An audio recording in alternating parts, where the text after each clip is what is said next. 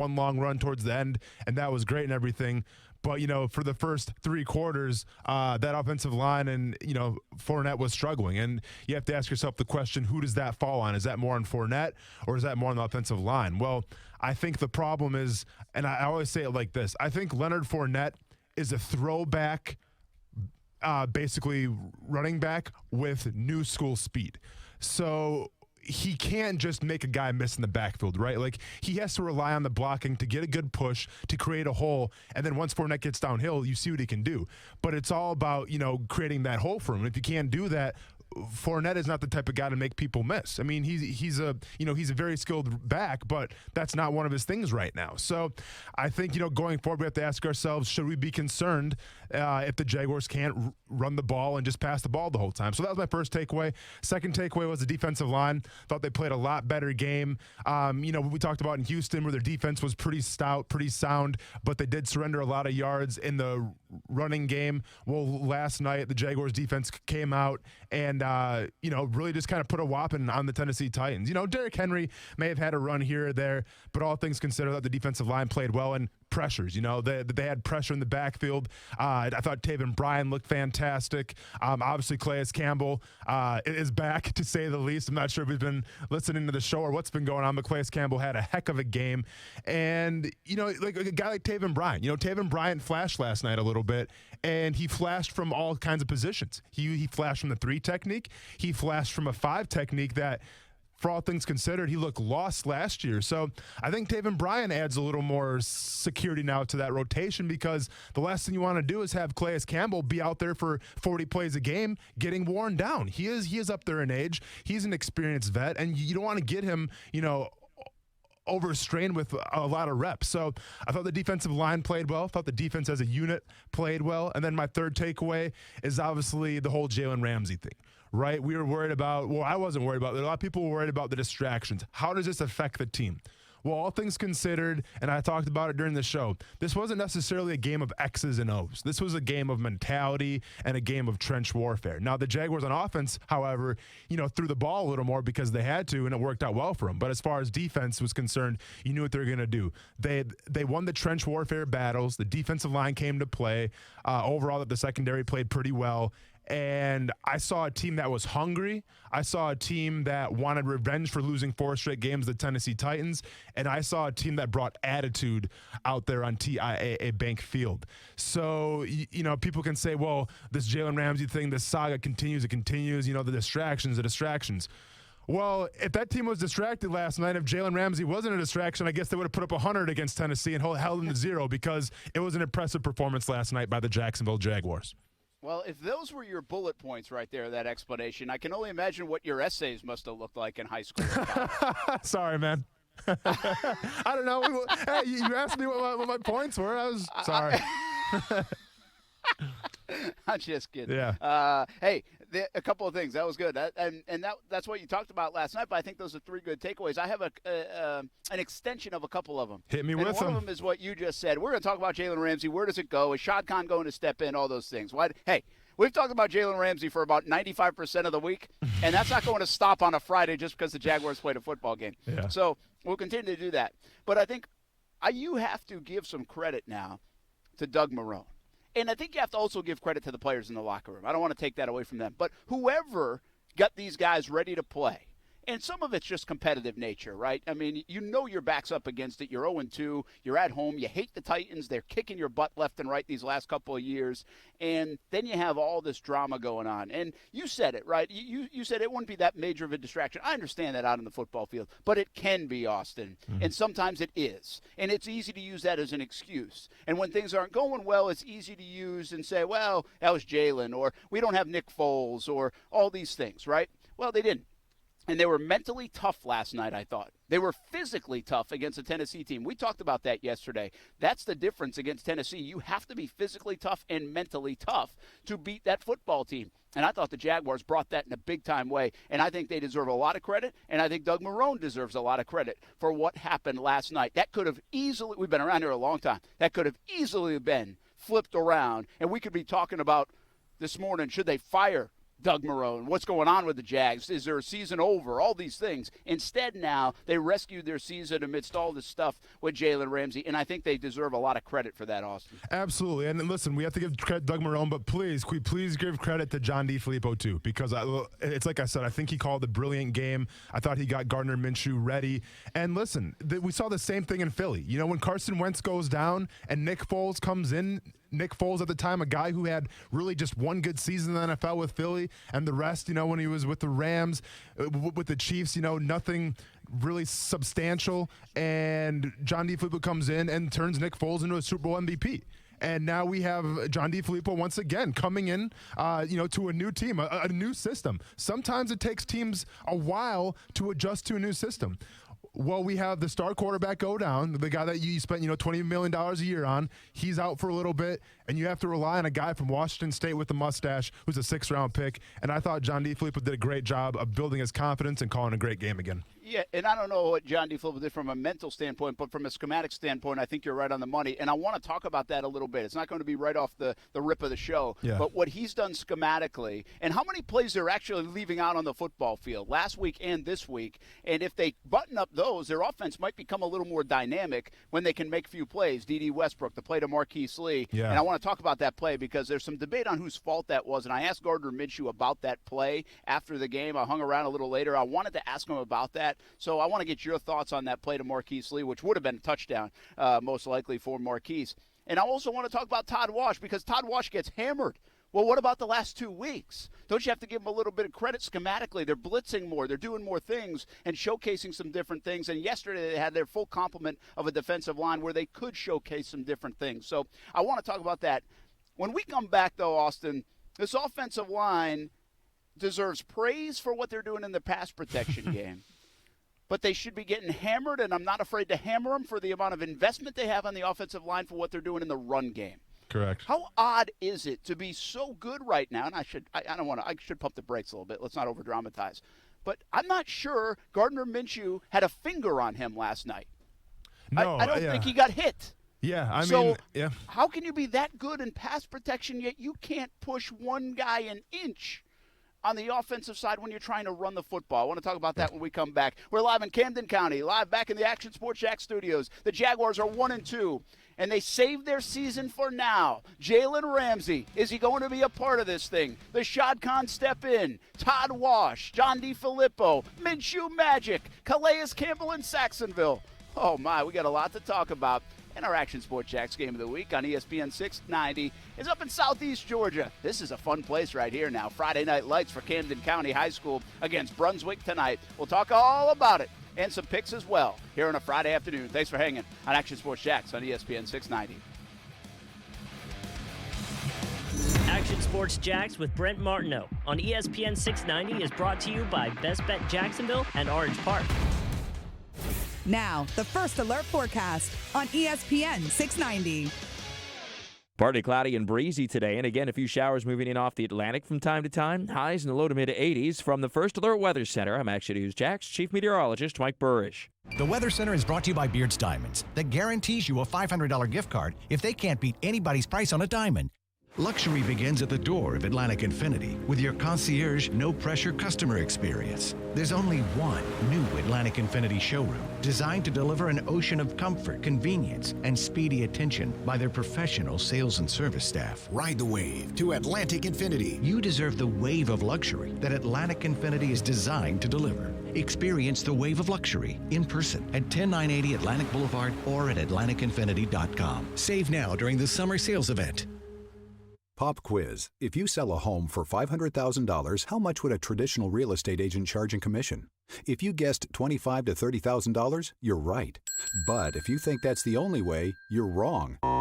This is why thousands of homeowners are making the switch to Rex. With Rex, you get a dedicated agent and a full-service experience at a fraction of the cost. Rex uses game-changing technology to cut out the middleman and save homeowners tens of thousands of dollars in fees. See if you qualify by calling 833-REX-HOME. That's 833-REX-HOME. Remember, this is your home. Why give an insane amount of equity away to an agent? Rex offers the lowest fee in the industry without skimping on service. You'll work with a licensed local expert with you every step of the way. Get the most out of your home. See if you qualify by calling 833-REX-HOME. 833-REX-HOME. That's 833-REX-HOME. Florida, CQ 1057788. Coral Reefer presents Jimmy Buffett and the Coral Reefer Band. Son of a Sailor High Tide Tour 2019. One night only at 5-Star Veterans Memorial Arena, December 10th. American Express card members, get your tickets now through Sunday, September 22nd at 10 p.m. Before the general public on sale, Friday, September 27th at 10 a.m. For tickets, visit Ticketmaster.com. Performing as part of the American Express Concert Series. Supply is limited. American Express terms, conditions, and restrictions apply. Shop the 904. This holiday season, shop local retailers right here in the 904. When you shop local retailers, you're making an investment in our own community. When you shop locally owned businesses, most of the money you spend with them stays right here in our community. Locally owned and operated businesses give our community character by offering unique options for shopping and dining. They are a big part of what makes living in the 904 so great. Shop the 904. Powered by Cox Media Group. That's what sleeping with a CPAP sounds like. If you can't use CPAP, imagine pressing a button and it sounding like this. That's sleeping with Inspire. No mask, no hose, just sleep. Inspire is a sleep apnea treatment that works inside the body with one click of a remote. That's right, just a button. If you have sleep apnea, great sleep awaits at InspireSleep.com. That's InspireSleep.com. Inspire. Sleep apnea innovation. No mask, no hose, just sleep. Talk to your doctor to see if Inspire is right for you and review important safety information at InspireSleep.com. The Stephen A. Smith Show. I don't know what would make him think I would care about it. I don't give a damn whether I'm blocked on Instagram or not. Not like I tried to Instagram him directly. Anybody thinking about trying to post something on his page? The Stephen A. Smith Show. Weekdays at 1 on ESPN Radio and the ESPN app. Hey everybody, Trey Wingo from Golic and Wingo. You're listening to Action Sports Jax with Brent Martineau and Austin Lane on ESPN 690 and ESPN690.com. Hi, I'm Mike Tyson. I'm here in Florida for the Jaguars, and I want to trade in my white Tiger for a Jaguar. And let's go Duval! Oh, Mike Tyson, unbelievable. Nice. How about Mike? Iron Mike at the Jags game. I told you he might be there, right? Yeah, and, you called him, man. Did you say hi to him? I didn't really say hi. I got some video of him. I got you. I saw Marcel Robinson got a picture with him. Yeah, he's shameless. I just said, hey, what's up, champ? And that was it. Because, I mean, there were so many people by him. But the funny thing is that right next to him, a guy who was getting no love whatsoever was an MMA fighter by the name of Rashad Evans. Who's that's who Marcel took a picture with. Yeah. Okay, I got you. Yeah, so he's a former light heavyweight champion in the UFC. And, dude, at the time, he was one of the baddest dudes in the UFC. So I kind of chatted with him a little bit, just talked to MMA and stuff. So it was cool to see him, man. And it was funny because, nobody recognized him, But, yeah. but that was the guy that, KO'd Chuck Liddell. Back when Chuck Liddell was the man, all of a sudden, here comes Sugar Rashad Evans, says, oh, very cool, you're the man, boom, knockout. All of a sudden, he's the man. So I got to be honest with you, I didn't know who he was. No, it's all good. I think a lot of people didn't know who he was. Yeah. But, it's funny. It's like I'm not like this crazy Mike Tyson fan, but to see Tyson is kind of cool in a way. And, man, he looks old, huh? Yeah, hey. He's getting older. Yeah, but it's just, you see Mike Tyson, you picture Mike Tyson, you kind of like, and then you see him up close, and you're like, oh, man, he's getting up there now. He's a little older. That's not the Mike that used to knock people out in 16 seconds. Oh, don't get it twisted, Brent. He'd still knock you out in about 5 sequence flat, so I wouldn't get it twisted. Probably knock me out, too. I wonder if his reach has changed because he's got a little bit of belly on him. Quite possibly could have. Hey, what the heck, by the way? We're going to talk all this Jag stuff. Everywhere I go, it rains. Yeah, I mean, what is up with the squalls these days? What are we doing here, Borish? Gosh, it's nice out. I sat up outside. I say, hey, I'll sweat because you got a nice little backdrop instead of being up in a press box with just a wall. Yeah. Do it for the viewers. Do it for the listeners if they're watching on our video streams.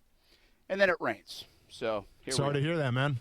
That cooled me down a little bit because I was sweating, but now I got water in my eyes. I'm just complaining. No complaining for the Jags. They win 20-7. Good win. All right, I just said it, and I want to talk about it, and then we're going to get to Ramsey and all that stuff and the latest on that front. We got to keep an eye on it, right? Because you never really know. It's one of the deals right now is I don't know if I got to take shorter showers. I got to sleep less. I got to set my alarm more. I don't want to go too far away. I've got to always have a camera near me or something else because I don't know when it's going to hit the fan on the Ramsey front, and I think we're all waiting. And so many people thought it would happen today. I disagreed with them, Austin. I think you did too yesterday when we asked. And I think this is going to take a bit to resolve itself one way or another. And I think everything is still on the table when it comes to Jalen Ramsey. I think he could be a Jag. I think he could be traded. I think he could end up with a new contract. I think there's a lot of things. And I don't even know if the Jags front office knows. And quite frankly, I know Ramsey said his piece, but I don't even know if he really knows. Because let me tell you, you dangle a contract that's good enough in front of Jalen Ramsey, you show some love after they win last night. And I know he likes his teammates and likes playing with those football players out there on a really good defense. I think he might even change his mind on how he feels about everything. Yeah, and if we're bringing up Jalen Ramsey here, well, let's kind of go back yesterday and kind of break this thing down real quick. Shad Khan, while it was a short audio clip, I think he was talking to the NFL Network, right? I don't want to misquote this here. Yeah. Yes. So Shad Khan's talking to the NFL Network, and they bring up Jalen Ramsey, obviously. And what does Shad Khan say? He says that he wants to do what is best for the team. Okay, cool. I mean, that's a pretty generic answer. Probably one that, every owner would say. We don't really buy anything into that. But then what does Shad Khan, what are the reports come out today now saying that, and this is Ian Rappaport today, saying that Shad Khan wants to give Jalen Ramsey a new contract. If Shad Khan had it his way, Jalen Ramsey would be here in Jacksonville. So yesterday, Shad Khan says he wants to do what's best for the team. Today we find out that Shad Khan wants to give Jalen Ramsey some money. So one would think that Shad Khan believes that keeping Jalen Ramsey in town is the best for the Jacksonville Jaguars. So then it begs the question, and here we are again, and I hate beating a dead horse, but here we are again. If the owner, if the guy that's got all the money, if the guy that wants to win the Super Bowl, he was very adamant about it when he met with the Jaguars the very first time, in that meeting room, if he wants to win a Super Bowl, well, you got to think that he's listening to people in the front office saying, maybe we should trade Jalen Ramsey. Maybe we should try to get some draft capital for Jalen Ramsey. Because I feel like if Shad Khan just had it his way and he did it by his book, Jalen Ramsey would be signed by now and we'd be all good. Well, yeah, I don't know about by now, man. Okay. Well, I think I agree with what you just said, though. I think Shad Khan wants Jalen Ramsey here for a long time. Absolutely. I think Tony Khan wants that way. I think Shad Khan wants that way. And by the way, they should want it that way. He's a fantastic player. That's what we talked about yesterday. From Shad Khan's point of view, he's a great player. In Shad Khan's ownership of the Jacksonville Jaguars, he's the best player that he's seen on a football field. And listen, Calais Campbell was awesome yesterday. Calais Campbell's been unbelievable. What is it, 28 sacks in 35 games? Yeah, something's ridiculous. The production's been incredible. But I do think Jalen Ramsey's the best player on the football field for the Jacksonville Jaguars since Shad Khan bought the team. How do you just dismiss that?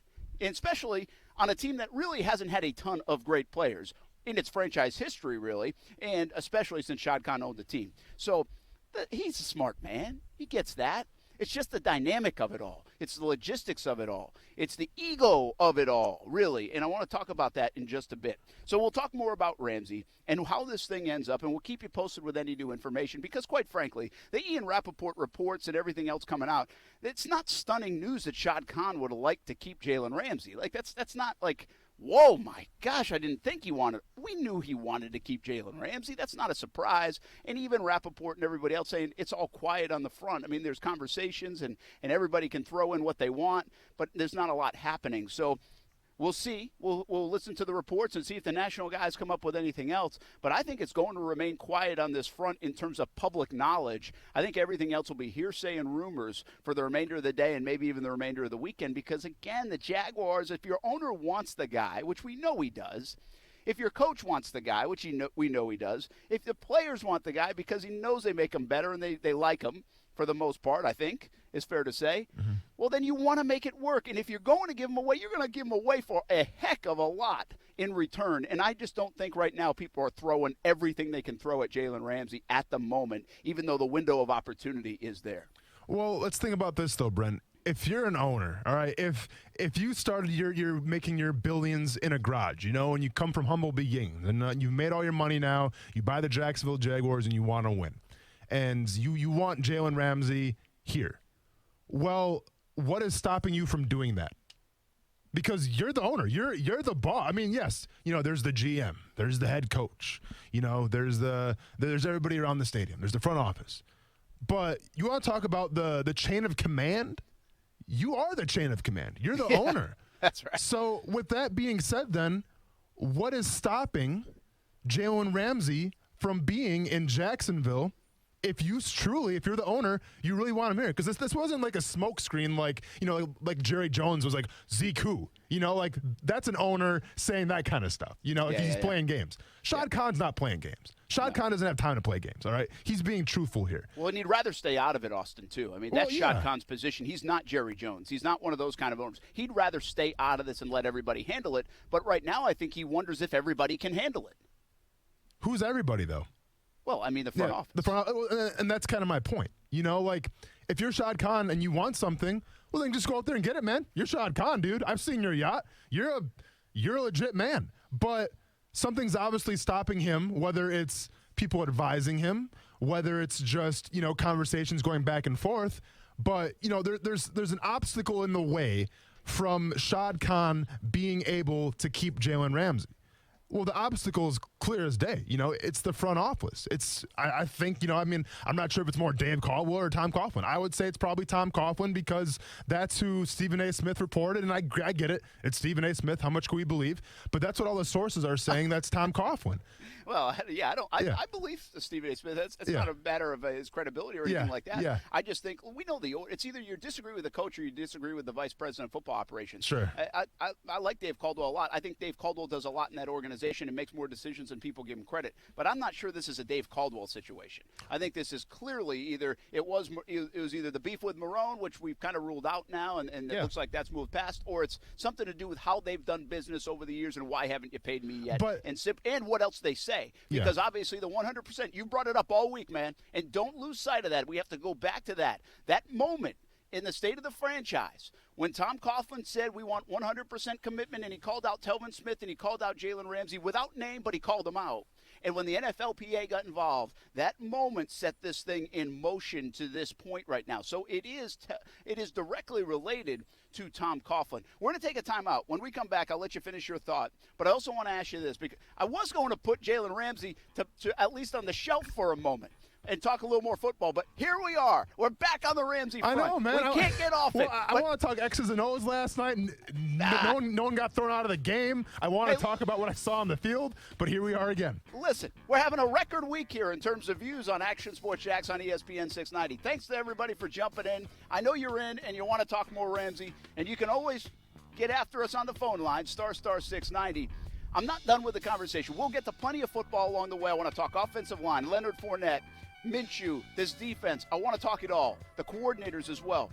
But when we come back, how much does ego come into play? And I'm not just talking about Jalen Ramsey's ego. That's next on ESPN 690.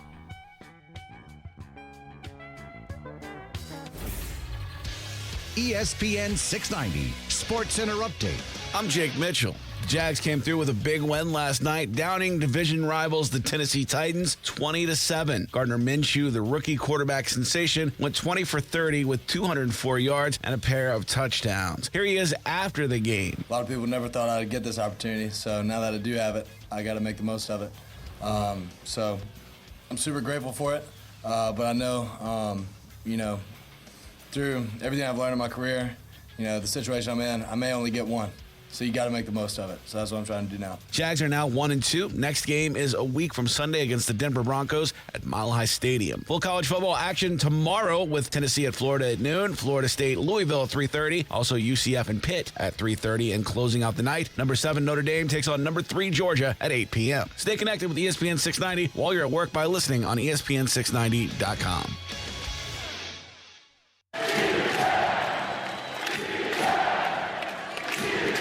This season, our team will have the best defense in the league. For your home, the best defense is a fence from Armstrong Fence Company. When it comes to home fences, Jacksonville owners trust Armstrong Fence Company. Visit Armstrong-Fence.com. That's Armstrong-Fence.com. Armstrong Fence Company.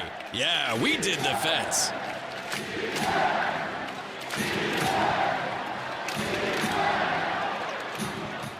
Hey, what in the name of Lester Jackson are you doing? Oh, hey, boss. Well, since these folks are out of town, I figured I had time to make a Sammy. You what? Yep, it's a peanut butter banana sandwich, just like Elvis. Wait, when are the owners of this place getting back? Well, the social media account says tomorrow around noon, so relax.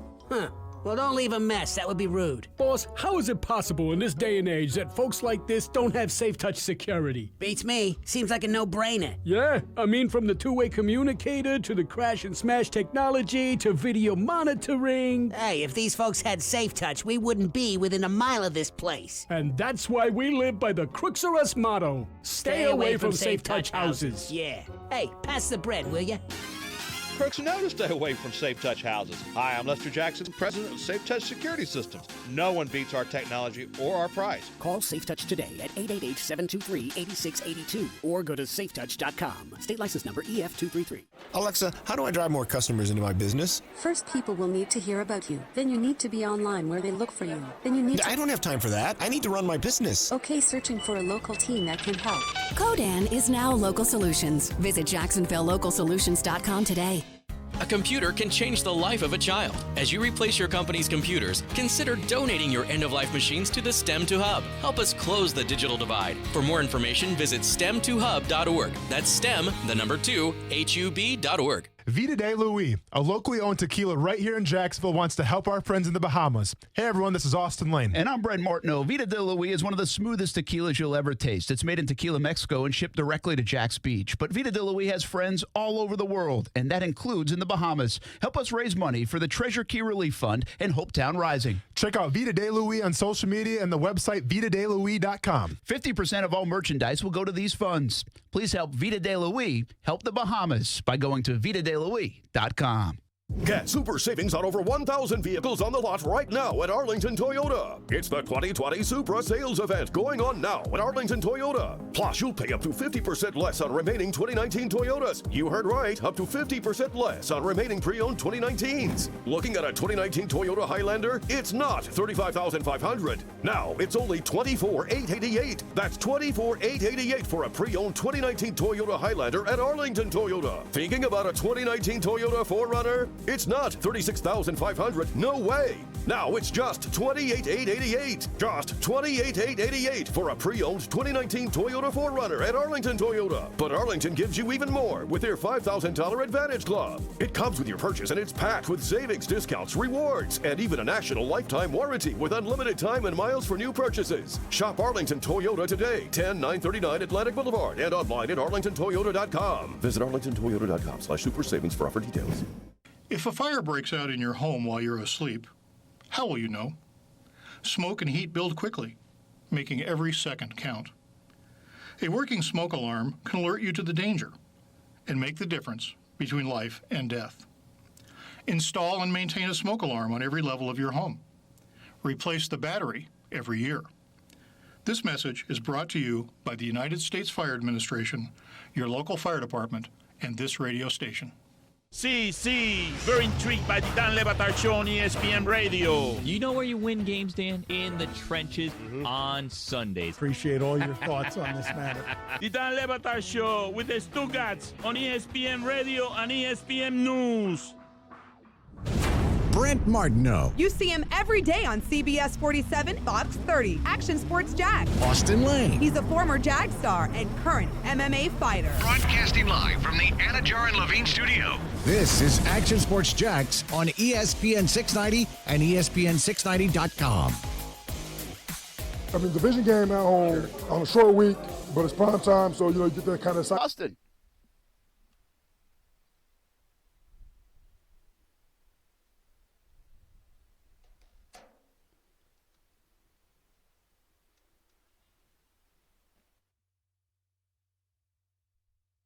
And I'm taking over now. Okay, sorry about the mix-up there. That's what happens when you go on the road sometimes. You have little technical difficulties, but no worries. But, yeah, getting back to Calais Campbell, this is a guy, and listen, it's apparent that he's been battling some kind of foot injury or something like that. But the fact that now you have the full defensive line back at your disposal, you have him playing, the spot that he loves to play, that big end technique, that 5 technique, he's really shining. Then obviously when it's time to rush the passer, then you can put him in the 3 technique, pin your ears back, and go. So all things considered, I thought Calais Campbell did a hell of a job last night. And not just him. He had the padded stat line, but I thought Smoot played very well. Really, that whole defensive line, I thought had a really nice showing.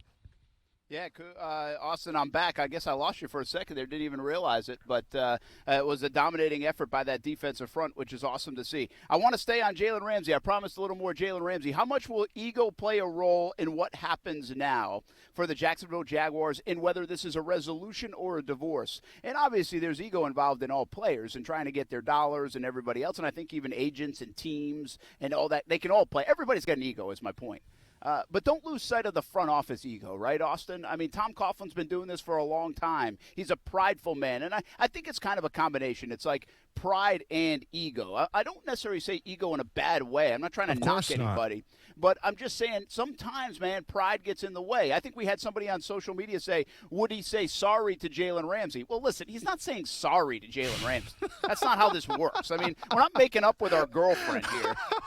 It's so Tom Coughlin's not going to come in front of a team meeting and just cut the meeting and be like, hey, guys, guess what? I got something I want to say. Jalen Ramsey, I'm sorry. Like, that's just no, that's not how it works. I'm sorry. That is not happening. I'm sorry. That's not how it works, yeah.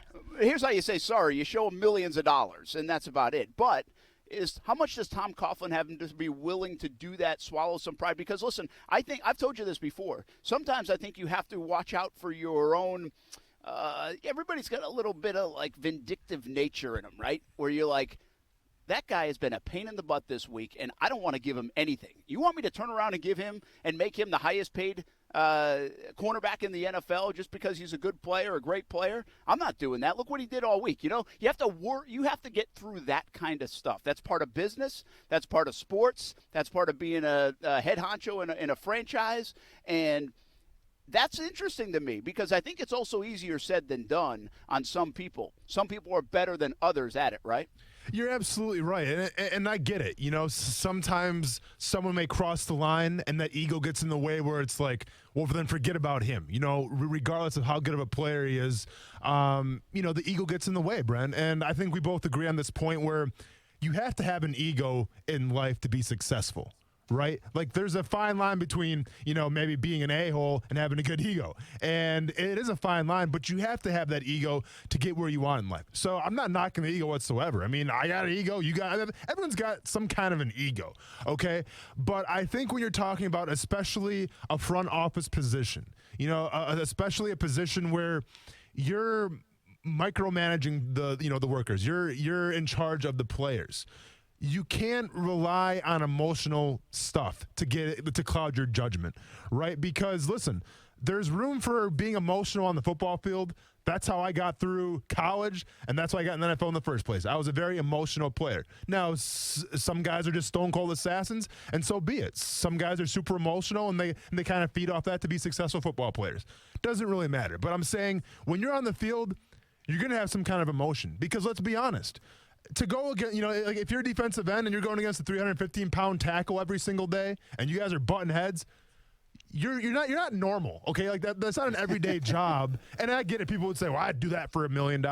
Yeah, very cool. See how you feel after a week of that and then go ahead and get back to me. But I'm saying that it's not a normal thing, right? So you have to have some kind of emotion. And that's where you find it on the field. But if you're trying to run a business, if you're trying to manage a football team, you cannot let emotion cloud your judgment. You just can't do it. No, absolutely. I agree with you. And we'll see how much it plays a role here in this whole thing because they have to watch that part of it. And, again, there's a lot of egos. I don't think you can lose sight of, even from Shad Khan's perspective, how he's running a business, how much he wants to win. I think Tom Coughlin, pride. He's been around this a long time. He's dealt with this before in New York. Don't lose sight of that part either. This isn't the first rodeo for Tom Coughlin. Then there's the Jalen Ramsey side of it, and he might have the most difficult time. He's already made up his mind, right? He said he's at peace with this thing. And even if they throw money in front of him, even if he likes his teammates, even if he says he likes the city and likes the Jags more than people think he does, well, he's going to have to put that ego aside and say, all right, I'll stick around then. I like the dollars here. I want to be a part of this. We can make up. That's not an easy thing for people to do sometimes. And I think even from maybe the agent perspective and what kind of advice he's getting, and who knows that part of it. But there are a lot of teams that would like Jalen Ramsey. So there's a lot to factor in here for the Jalen Ramsey front when it comes to that. We talked at a little bit earlier how we think this is going to play out. Do we think it plays out long term? I mean, how about Denver next week? It's a 10-day stretch, really about a 9-day stretch now. Do you think we know something for sure, whether it's new contract, traded somewhere else, still stuck in neutral? How do you feel by next week when this team leaves for Denver a week from tomorrow? Man, that's a good question. If it's me, reading between the lines, I think this is going to drag out possibly maybe a few more weeks because it's like I talked about yesterday a little bit. Everybody wants Jalen Ramsey. That's obvious. Everybody wants to have the best cornerback in the league. If you haven't at least called the Jacksonville Jaguars and said, what does it take to get Jalen Ramsey on my team? Well, then you're not a good GM because Jalen Ramsey changes your team for the better. I don't care about the distractions, all that stuff. I'm saying as a football player on that field, he changes your team drastically. So we got to think, well, there's a couple teams in play right now, or so we've been led to believe. And I bet those couple of teams are the teams that are in contention for a Super Bowl. But as the season progresses, as GMs finally start to figure out what they have as a football team, whether they're going to be, contenders or whether they're pretenders, that's going to dictate how much those teams are willing to give up for Jalen Ramsey. And if we're talking about a team who's right at the cusp of maybe making the playoffs or going to the Super Bowl after, maybe like a week 6, week 7, well, then they're going to throw the house at Jalen Ramsey because that's what it's going to take to get there. So I still think it's going to be quiet for at least a couple weeks, but I wouldn't be surprised if we hear something at the end of the weekend as well. Yeah, way to sit on the fence there, by the way. Thanks, man. Appreciate it. I think, by the way, the longer this goes, the better for the Jags. Bottom line. Either way, whether what they're getting in return or whether they're keeping Jalen Ramsey. And I think most people after that win are like, let's keep that guy. Let's keep this thing together. That defense looked really good. Let's talk about the defense and the offense. Go ahead, real quick. Yeah, real quick. So, but then you want to say you want to drag it on as long as possible. Well, then aren't you worried about the distractions that it's going to bring to the team? Yeah, I think, well, I almost wonder from that standpoint, that's a good question. I wonder from that standpoint if Jalen Ramsey squashed that a little bit, said, I'm not talking about it anymore. Now everybody's talked about it other than like Tom Coughlin, So, yes, it will be asked, but I'm not sure how many times. It will be asked like in update fashion more than anything else. And Jalen Ramsey probably will have to deal with it more than anyone else because he's going to be asked the question. He cannot answer it. Yeah. But we have to ask the question, what's the latest? Have you changed your mind? Do you think you're going somewhere? He's opened that door. So, once this is out there, it's opened the door to ask the questions all the time. But I think the team showed that they can handle it, man. I guess this one's not going to bother him. I think there are some distractions that bother people, and then there are others, and maybe Jalen's this kind of guy a little bit. It's like, that's Jalen being Jalen. Well, and that's the thing, Brent. We look at the great franchises. Look at the New England Patriots. They bring on Antonio Brown, the biggest distraction maybe of all time in the NFL. But the point is the fact that they control the distraction. They control how Antonio Brown affects them or not. Bill Belichick controls the press conferences. If he gets a question he doesn't like, all right, well, see you later. I'm not answering that question. And Doug Marrone can do the same thing. If this Jalen Ramsey thing does drag out and they're still trying to trade him, they're not going to keep him, you can control the narrative. You can control how that affects your team. I hate the rain, Austin Lane. I'm moving up inside. You might have to take the first couple of minutes of the next segment. I got it. No worries. We'll be back talking football next. This is Golick and Wingo. Here is Will Kane, ladies and gentlemen. Jerry Jones meant nothing. It's quite clearly a joke. Can we not try to use victimhood as our ace of spades in the ultimate card game of life? You know what this is? Rocky Arsenault using something to negotiate. Yeah. It's not victimhood. It's not a plague sweeping society. It's, okay, you said something, and I'm going to use it to my advantage. That's it. Golic and Wingo, weekday mornings at 6 Eastern on ESPN Radio and ESPN2. Is today the day it'll finally stop raining? We sure hope so, but it's been a very wet summer so far. This is Mike with Big Fish Roofing. Don't forget, your roof is the first line of defense against the elements. Here at Big Fish Roofing, as an Owens Corning Platinum Preferred Contractor, we are locally owned and we drive our business with quality and integrity. We do not require any down payments until your roof project is complete. You can find us at bigfishroofing.com or facebook.com/bigfishroofing. We are the roofers you can trust. We are Big Fish Roofing. The choice of where to have your baby has just gotten better. With Jacksonville's newest, most modern labor and delivery suites, UF Health North is quickly becoming the go-to place for new moms. Here you'll find spacious, comfortable rooms, top medical care, and a great experience that will make your special day even better. UF Health North, the better choice for your baby's great start. Learn more by visiting north.ufhealthjax.org/babies. Our partners at BSN Sports, the largest provider of team sports equipment and apparel in the country, would like to thank all of the coaches out there who truly are the heart of the game. While BSN Sports is the best at equipping athletes with a one-stop shop for everything needed to run an athletic program, coaches are the best at equipping lives. And that's the real final score. Learn more about how BSN Sports can save you time off the field so you can impact more lives on it by calling your local BSN Sports sales professional or by visiting bsnsports.com today. There is one name synonymous with joint replacement excellence, and that name is Heekin of the Heekin Clinic. For 18 years, Dr. R. David Heekin and his staff have been the leader for treatment of hip and knee pain. Eliminating hip and knee pain through advanced surgical and non-surgical techniques has been Dr. Heekin's sole goal since retiring from the Army in 2001. If you're looking to ease your hip and knee pain, schedule an appointment today and call 328-5979 or visit HeekinClinic.com. That's HeekinClinic.com. The Jekyll Island Shrimp and Grits Festival is back. Enjoy coastal cuisine, live music, a craft brew fest, kids zone, artist market, and more September 20th through the 22nd. Learn more at jekyll.island.com/shrimpgrits. If you're looking to propose or just looking to get her something to show her how much you love her, right now at Beard's Jewelry, take advantage of 5 years zero-interest financing. But hurry, this offer is only good until September 30th at Beard's Diamonds in the St. John's Town Center. What's up, North Florida poker fans? This is Allie McDeal from both Best Bet Card Rooms in Jacksonville and Orange Park. The World Poker Tour returns to Jacksonville September 27th, and there's no better time to lock up your seat in the main event than right now. You will find satellites into the $5,000 buy-in main event for as little as $120. Satellites are going on now. Get ready to take your shot at $1 million prize pool in the WPT main event. For more detailed information, visit them on the web at bestbetjax.com. Best Bet, where anybody can win. Action Sports Jax on ESPN 690. By the way, Doug Marone's not off the hook on this, in my opinion, either. What do you mean it's emotional? I kind of forgot what happened. He knows exactly what happened. That's what he said in the postgame. He didn't want to address it either. You almost got in a fight. You're going to remember what happened. Weekdays from 3 to 6 p.m. on ESPN 690. Now, back to Action Sports Jax on ESPN 690 and in the TuneIn Radio app. A lot of people never thought I'd get this opportunity, so now that I do have it, I got to make the most of it. So I'm super grateful for it, but I know through everything I've learned in my career, the situation I'm in, I may only get one, so you got to make the most of it.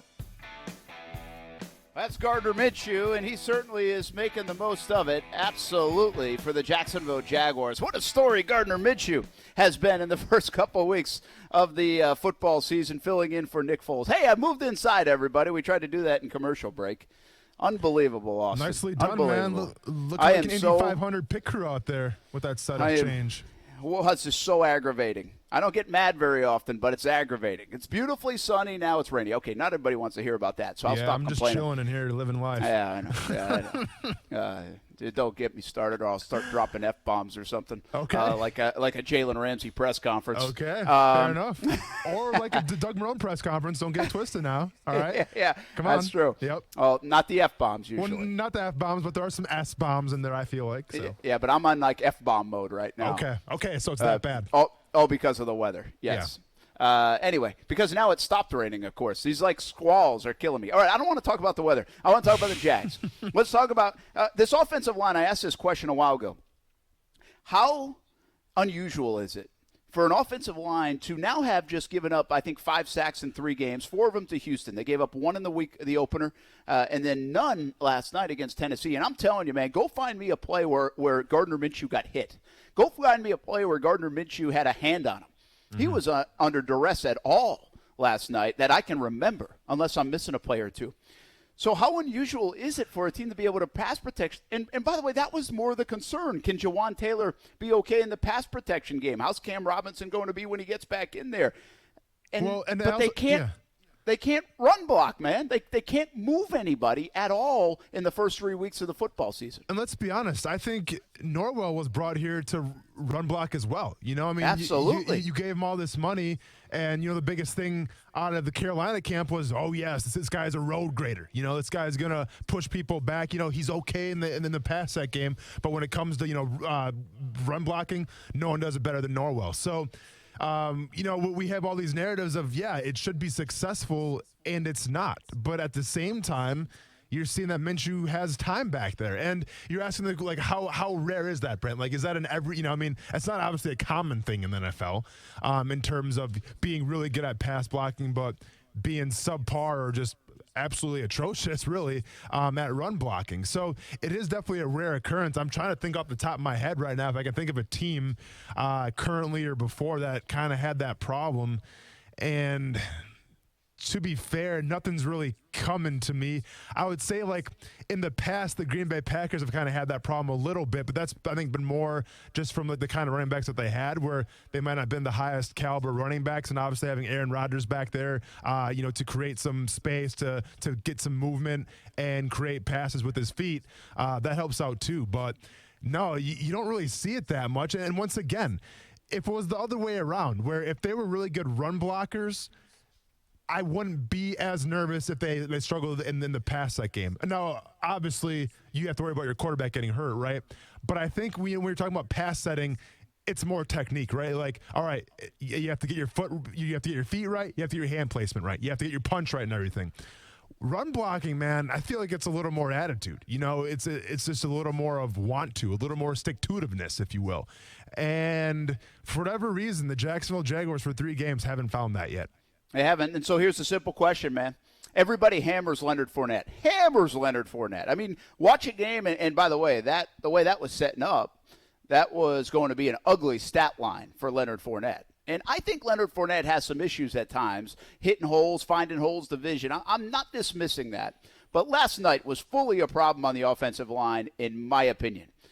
What is the bigger problem moving forward? Is it Fournette and his inability to find holes and pick up extra yards and get that 4+ yards per carry, or is it this offensive line?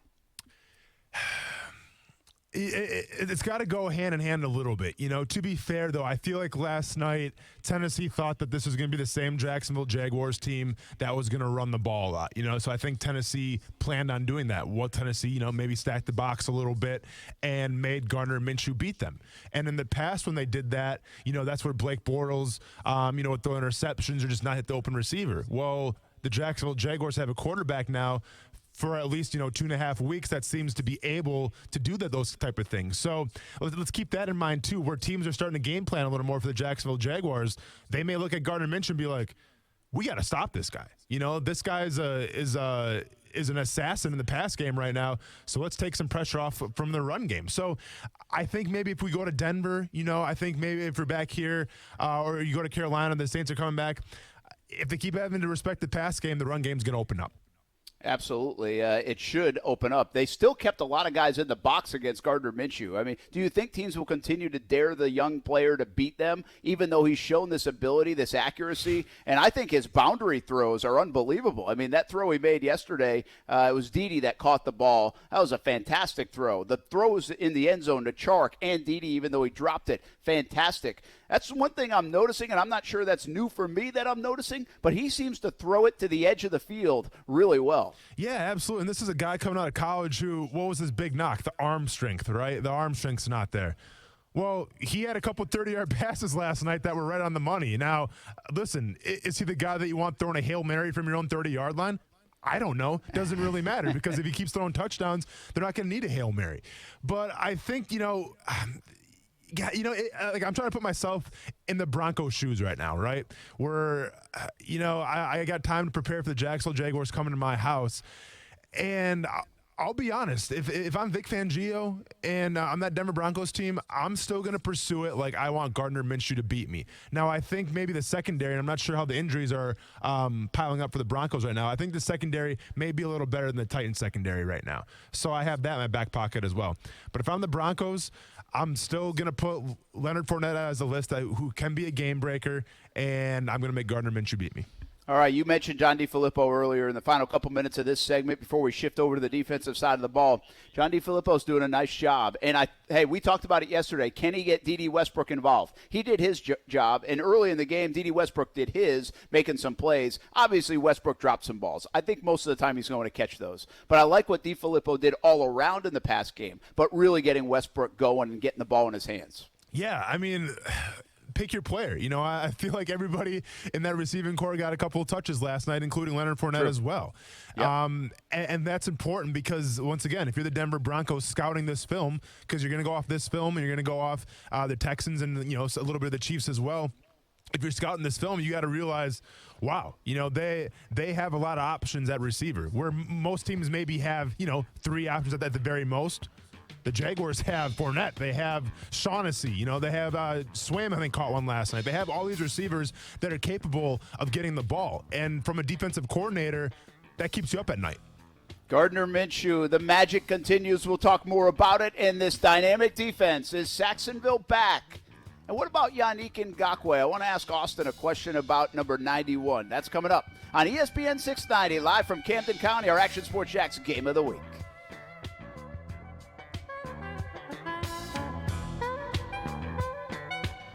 Hey everybody, this is Brent Martineau. Family, food, and football. Renna's Pizza checks the box on all three. Family owned in Jacksonville for more than 40 years. Fresh ingredients every day. And your home for football all fall. Watch the games and dine in at Renna's 5 locations, or let Renna's help with your football get-together. A menu to satisfy the entire family's appetite. There's a Renna's Pizza near you. Marsh Landing, Bay Meadows, Argyle Forest, San Jose, and the newest location in Neptune Beach. Family, food, and football at Renna's Pizza.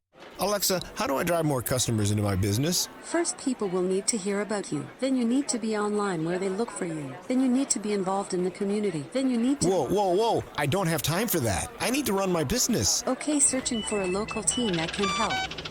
Codan is now Local Solutions, your local marketing team putting you at the top of mind. Visit JacksonvilleLocalSolutions.com today and let us take your business to the next level.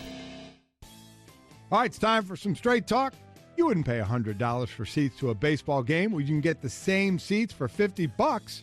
So why pay more on your wireless when you can get the same 4G LTE networks for up to half the cost? For $45 a month, get our unlimited plan with 25 gigs of high-speed data from Straight Talk Wireless.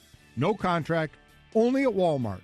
Savings may vary. See terms and conditions at straighttalk.com. Guys, the secret is out. If you want healthy sex, your body needs nitric oxide. And now you can boost your nitric oxide production faster than you thought possible with Ageless Male Tonight, the absurdly fast formula from the #1 brand in male enhancement. Just take 1 capsule an hour before romantic activity. You'll get clinically tested ingredients that rapidly boost nitric oxide production, and it won't go unnoticed. Rush to Walmart and get Ageless Male Tonight. Broadcasting live from the ESPN 690 Anna Jar and Levine studios. Anna Jar and Levine Accident Attorneys. Call 904-600-4000. That's 904-600-4000. ESPN 690, Jacksonville's home for ESPN Radio. WOKV Jacksonville. Listen live everywhere you go on ESPN690.com. ESPN 690, a Cox Media Group station.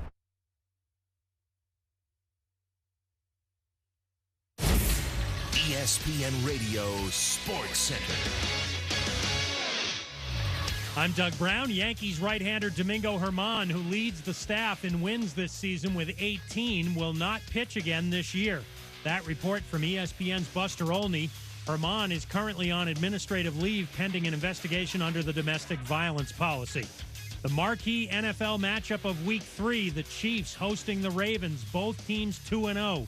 Kansas City coach Andy Reid is impressed by Ravens quarterback Lamar Jackson. He's got talent around him for sure, but the way that he's slowed down for him. He sees it. His reads are great, and those little things that end up being big things. 49ers wideout Trent Taylor goes on IR with a Jones fracture in his right foot. Colts linebacker Darius Leonard out for Sunday's game against the Falcons with a concussion. Bills rookie running back Devin Singletary out against the Bengals also with a hamstring. The NBA will get tougher on tampering. The Board of Governors unanimously approves new punishments that could include suspensions of front office executives and forfeiting of draft picks. Brought to you by Little Caesars, where you can get a large extra most bestest stuffed crust pepperoni pizza for only $9 and only at Little Caesars, plus tax where applicable. Available at participating locations.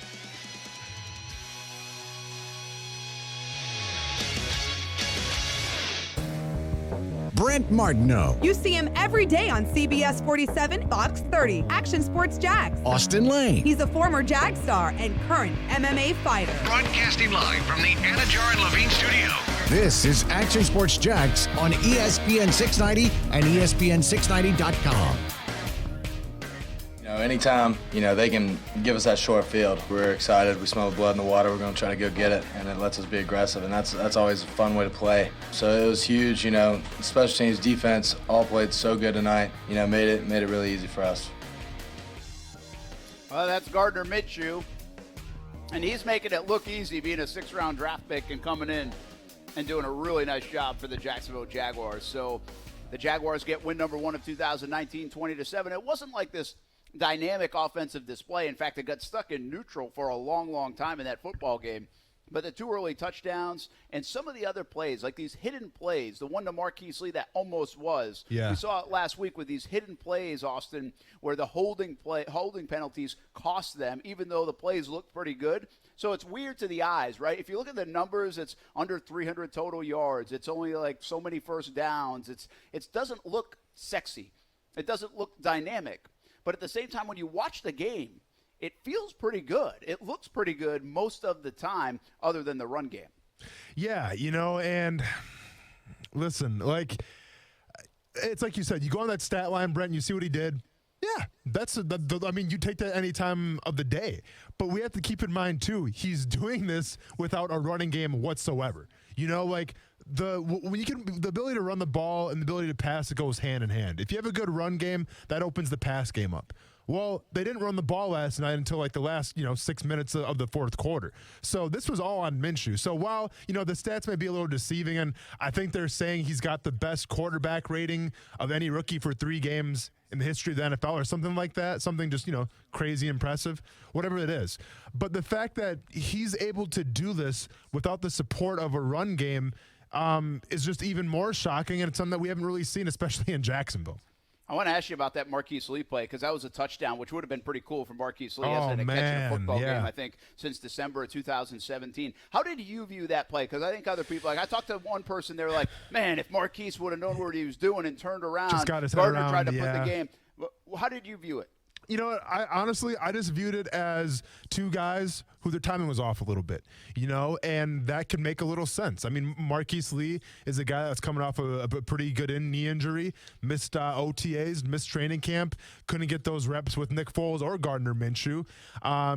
Comes back late now and to start the season, starts working his way in. It says he wasn't 100% off the get-go week 1, but now he's gradually getting his reps back, and I think that's just an instance where if Marquise Lee would have turned his head around just a split second faster, he may have been able to catch it, but it's just a timing thing, and that just takes reps, Brent. And yeah, you can get reps during practice and everything is maybe hunky dory during a 75% or a half speed drill, but when you're in the game and there's bullets flying, it's a little different. Yeah, here's the way I interpreted it, man, and the reason I just want to be honest with the way when it looked and when it happened. I figured that either Marquise was trying to get to a landmark and couldn't get there in time, or the pressure was just they needed another beat. They Yeah. needed another half a second. So one way or another, I thought it was all about timing, and he did have pressure in his face at the time. So that was I thought he wanted to hold that for another half a second and then throw it, but he had to get rid of it quick. And so to that point, because it was a play, and not that it's like ends up being a huge play in the game, but I thought it was an interesting one. And I waited around after Gardner even was doing Scott Van Pelt on ESPN last night. Which was great, by the way. Yeah, it was a good interview. That was good stuff. You know what's funny, too? I was talking to a couple of his buddies that were there at the football game, and I didn't realize, but they were waiting for him. Okay. And I was talking to him just how – because they're busting his chops, you know. They're his buddies. And I was talking to him about it's amazing how this character that everybody's fallen in love with, this folk hero, is so CEO-esque when he gets in front of a microphone for the most part. You know, on the podium, everything else. Yeah. He really is just kind of that. You would never know the rest of the package that comes with Gardner Minshew if you're just seeing him talk or listening to him talk at the podium, which I find fascinating. Yeah, absolutely. And, you know, Brent, I'll be honest. I left that game, and after I did that whole video thing, like, I sat in my car and I drove home, and I was just pondering to myself, like, what is it? You know, like what we talk about, like, well, is it his ability to lead? You know, is it his ability to feel comfortable with himself? Like, what is it that makes Gardner Minshew so far so successful? What is it that had the whole stadium, you know, chanting Minshew, basically? Like, you don't see that all the time. And I get it. He's a quarterback. It's an important position, but that's a rare occurrence. You know, like you just don't see that at every single ball game. So I'm driving, I'm thinking, what is it? So, like, I think back to the Senior Bowl, you know, and when I talked to him just, you know, for a couple brief seconds, you know, I got to kind of pick his brain a little bit. And, like, I'm starting to come up with this whole, you know, this whole philosophy that the NFL, like, I get it. We always talk about it's the new era, it's the new era, it's the new era. But even when I played up until now, there's still that belief that when you come into the league, especially if you're not a touted first-round pick, you have to follow the chain of order, right? Like you have to go, yes sir, no sir, be here at a certain time, yes sir, no sir, because you want to make that good first impression, right? Like there's an ideal way to act as a football player, and if you're not the starter, if you're not the star, you have to fall in line with that kind of behavior, you know, and that was one of my biggest regrets that I've talked about on the show before, where I couldn't really be myself in the locker room until I was like in Kansas City and you know, playing for the Bears and things like that. So we got a guy like Gardner Minshew, you know, especially at the quarterback position, which is such a double standard, you know, like you can't have tattoos, you can't have long hair, you're not supposed to have facial hair, you have to wear your hat a certain way, like Mike Ditka told Jay Cutler when we were at a Bears team meeting, you know, you have to do all these things because you're supposed to be the face of the franchise. And you have a guy like Gardner Minshew who isn't just, you know, like the white toast, who isn't just going to come up on the podium, you know, and just say the proverbial, oh yeah, I'm just here to compete. You know, I'm here to compete at the combine. I'm here to compete at the Senior Bowl. No, the dude's going to tell you how he feels, and that's him being comfortable in his own skin. So when he gets to the Jaguars now, you know, and he's the quarterback, and we hear these stories about him rocking his jock strap and everything like that. Like, that's unheard of to me. You know, I've never heard another quarterback, you know, training or whatever, getting stretched out just in a jock strap. I don't know, guys honestly still wore jock straps. They're super uncomfortable. I don't know how you do it. But you have a guy, Brent, who he acts like he's like a 10-year vet. Like he's that comfortable in the, you know, in the stadium. He's that comfortable around his teammates, where he's not trying to make a first impression. He doesn't really care about the impression of being, you know, the good soldier. He's just trying to be himself. And so far that's been working out just fine. Absolutely. I think there's an authenticity to him. Yeah, right? there we go. Good. Like that's that. a great word. Yeah. You know, people love that about anything, about any walk of life. And I do think for some reason it's so weird. But when Shad Khan got here and the mustache was a thing. Yeah. You know, when for some, why do we like mustaches so much? I mean, Tom Selleck. I guess people like Tom Selleck. Burt Reynolds, man. I'm sorry, Burt Reynolds. Yeah, That's what I was thinking. Yeah. Did Selleck have one too? I think Tom Selleck had one for sure. But you know, you got like Burt Reynolds smoking the band and all that stuff. Burt Reynolds. Oh, That's what I was thinking. Yeah. But anyway, we should have started this show and I should have had a mustache. I mean, we'd be like maybe national by now. You'd definitely be having a tattoo by now. Absolutely. I mean, we made a tactical mistake. I mean, it's all about a mustache, I guess. And so the bandana and everything else, but there is an authenticity to it. I think a relatability to it, the everyday person. He's not this like superhuman looking quarterback, star athlete, professional athlete. He looks like the everyday guy, and I think that helps too. You know, and again, I'll bring this up, and I brought it up I think earlier in the week or last week. But I grew up in New England. Yeah. And the Flutie magic was a real thing. People that grew up in Buffalo and saw it happen there. It happened in Boston College. It happened even in New England. He's from Natick, Massachusetts. It was a real thing. And why was it a real thing? Well, it was a real thing because he was kind of a real guy. He was genuine. He was authentic. He was small. He was kind of like the rest of us that probably shouldn't be playing, but all of a sudden it's like he came out of the movies and just starred in a role on the football field. And people like that stuff. And then there's one more thing, and that's why I got back to Flutie last night, is because do you see him throwing fist pumps and running down the field and the energy? Yeah. People like that enthusiasm. You know, that's the one thing, like Brady does have it, right? Don't we like when Brady gets all fired up? Because other than that, he's kind of robotic. Yeah, it's for cool sure. when Brady does that. Peyton Manning, you never really saw him. It might be a quick little fist pump, and that's it. Why do we fall in love with Tiger Woods? Because we love when he fist pumps. You know, we love when he gets the crowd going. Of course. And he reacts, and there's emotion. It's not all the time, but we love when he does it. You know, Gardner Minshew, he throws the touchdown to O'Shaughnessy, and he gives one of those big Tiger fist pumps. And then he gets a flag on a penalty down the road, and he gives another fist pump after getting pass interference. Yeah. The guy is into it. He might as well be sitting in my section in section 203 with my kids and my wife watching the game, and yet that guy is out there playing the game and making everybody else go nuts. Well, it's something that's hard to describe, but it's pretty cool. Well, and that's the thing. Like, he's relatable, you know, to everybody in those stands, but at the same time, he's on such a pedestal because people are watching him thinking, like, oh, I can do, like, I don't know how he's doing that, you know? Like, and it kind of goes back to the point I was saying, Brent, where, you know, he's obviously comfortable with being who he is, but he's not trying to meet anyone's expectations. Like, take, for instance, perfect example, Cam Newton. Cam Newton's a Heisman Trophy winner. He was a touted first-round pick coming out of college, goes to Carolina. Even Cam Newton, his first couple years, watch the way he acted. He wasn't wearing these crazy outfits. He wasn't getting all this attention for what he was wearing and everything. That took him time. It took him time to adjust to life in the NFL.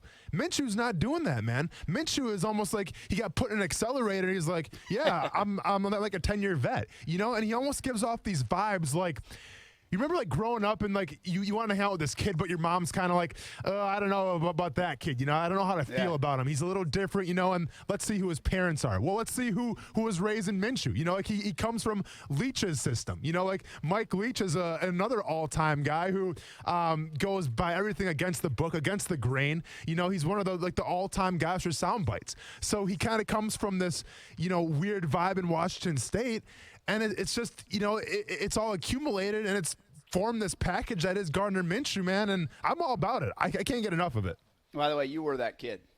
Everybody, right? No. You were that guy. You were that guy. Like, I don't know if you should be hanging out with Austin. Well, yeah, he's a lot nicer than he looks.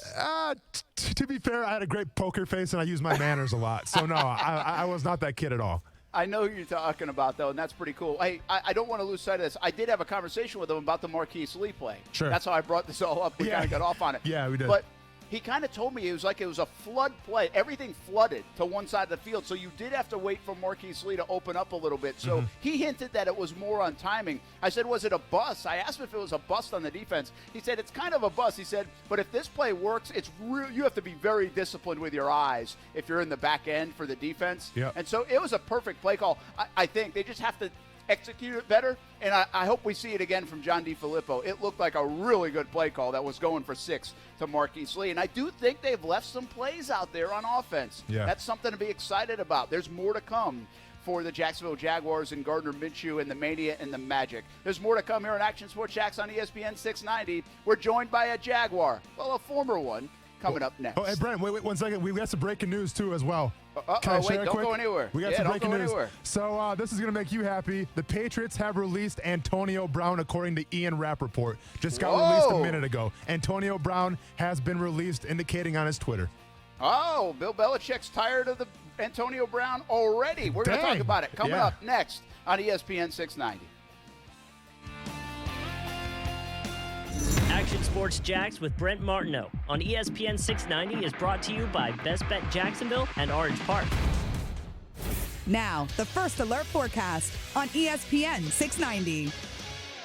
Partly cloudy and breezy today, and again, a few showers moving in off the Atlantic from time to time. Highs in the low to mid 80s. From the First Alert Weather Center, I'm Action News Jax Chief Meteorologist Mike Burrish. The Weather Center is brought to you by Beards Diamonds that guarantees you a $500 gift card if they can't beat anybody's price on a diamond. Vida de Louis, a locally owned tequila right here in Jacksonville, wants to help our friends in the Bahamas. Hey, everyone, this is Austin Lane. And I'm Brent Martineau. Vida de Louis is one of the smoothest tequilas you'll ever taste. It's made in Tequila, Mexico, and shipped directly to Jax Beach. But Vida de Louis has friends all over the world, and that includes in the Bahamas. Help us raise money for the Treasure Key Relief Fund and Hopetown Rising. Check out Vida de Louis on social media and the website vidadelouis.com. 50% of all merchandise will go to these funds. Please help Vida de Louis help the Bahamas by going to vidadelouis.com. Luxury begins at the door of Atlantic Infinity with your concierge, no-pressure customer experience. There's only one new Atlantic Infinity showroom designed to deliver an ocean of comfort, convenience, and speedy attention by their professional sales and service staff. Ride the wave to Atlantic Infinity. You deserve the wave of luxury that Atlantic Infinity is designed to deliver. Experience the wave of luxury in person at 10980 Atlantic Boulevard or at atlanticinfinity.com. Save now during the summer sales event. It is the home of the Action Sports Jax Dream 18, and it can be your golf destination. The Golf Club at Southampton. Hey, everybody, it's Brent Martineau. The Golf Club at Southampton is where I play a lot of golf, and you can too. Enjoy your golf experience by calling 287-PLAY. Play some golf, watch some football, and oh yeah, food. They've got that too. Southampton has it all, even a special tailgate catering menu. Give Lisa a call for your tailgate catering. 287-PLAY for tee times, football, and food at the Golf Club at Southampton. Shop the 904. This holiday season, shop local retailers right here in the 904. When you shop local retailers, you're making an investment in our own community. When you shop locally owned businesses, most of the money you spend with them stays right here in our community. Locally owned and operated businesses give our community character by offering unique options for shopping and dining. They are a big part of what makes living in the 904 so great. Shop the 904. Powered by Cox Media Group. What happens when your alarm system gets triggered? Let's say you're at work and your house is getting broken into. You want the police called, right? Well, that only happens with a Safe Touch security system. You heard me, right? Yes, the law states that if an alarm is not verified, the alarm contractor must call the key holders before calling the police, giving the crooks plenty of time to clean out your home and have an easy getaway. But the Safe Touch two-way communicator verifies the holdup in just seconds, allowing the Safe Touch operators to dispatch emergency authorities in seconds. Also providing valuable information to the authorities. Customers also receive an instant text verification as well as live video of who's in your home. This video can be transferred to the police, giving them a huge advantage in the war on crime. Don't just think you're safe, know you're safe. Get the Safe Touch Advantage now and receive a free color listen and talk camera and just $5 extra for storage. Get the Safe Touch Advantage now at safetouch.com. License number EF233 with approved credit terms and conditions apply. That's what sleeping with a CPAP sounds like. If you can't use CPAP, imagine pressing a button and it sounding like this. That's sleeping with Inspire. No mask, no hose, just sleep. Inspire is a sleep apnea treatment that works inside the body with one click of a remote. That's right, just a button. If you have sleep apnea, great sleep awaits at InspireSleep.com. That's InspireSleep.com. Inspire. Sleep apnea innovation. No mask, no hose, just sleep. Talk to your doctor to see if Inspire is right for you and review important safety information at InspireSleep.com. This is the Stephen A. Smith Show. Eli Manning is one of the nicest dudes, class personified. It's impossible to root against him. Ladies and gentlemen, we're not calling him some scrub. We're saying Father Time's caught up. The Stephen A. Smith Show. Weekdays at 1 on ESPN Radio and the ESPN app. Hey everyone, Jawan Taylor here, University of Florida, and you're watching Action Sports Jax. Go Gators. DJ Chark can come out and really have a strong showing early, really can take the top off the defense. That's really going to open up a lot of things for us. And, you know, Tad has been in those meetings, and I've said that, and he's done that and played to that level. So, like I said before, he's playing at a high level, and it's going to open up a lot of other things for us. That's Jacksonville Jaguars coach Doug Marrone talking about a win, 20-7, and a big win for Doug Marrone. And, again, I think he deserves a lot of credit, him and the players, for the effort and the execution and the win last night amidst everything else that's going on here. Really, the Jalen Ramsey story, although it's not unprecedented, it's unusual here in Jacksonville. Now, in other parts of the world in the NFL, stories like this are not unusual, and that includes in New England, where the New England Patriots, as Austin just broke to you moments ago, they have released Antonio Brown, the star wide receiver. They did that just moments ago. The Patriots statement saying, quote, the New England Patriots are releasing Antonio Brown. We appreciate the hard work of many people over the past 11 days, but we feel that it is best to move in a different direction at this time. End quote. So there's the statement as we welcome Austin back in the Action Sports Jax studios. I'm up here in Camden County for our Action Sports Jax Game of the Week on ESPN 690 and the Friday Night Blitz. Austin, this is something that the Patriots tried. This was their out, right? Yeah. I didn't like the signing. You could release him. You wasted money somewhere along the way, unless there's some money that they'll get back from here. I don't know the dollar side of it, but let's just talk about the acquisition and the release side of it. Sure. And obviously right after he got picked up, there was the rape allegations, and that is still ongoing. It's a civil suit. And then in the last day or so, it was reported that he threatened another woman who was an artist. Correct. And she brought that complaint up as well. So there are two different incidents. Bill Belichick has ended 2 press conferences early. Not that he ever says a lot in a news conference, but he has ended 2 of them early in the last 2 weeks because he didn't want to deal with the Antonio Brown situation. You almost get the sense, after today, I saw about noontime, the Bill Belichick ending of the news conference came out, and here we are at 4:20, and Antonio Brown is released.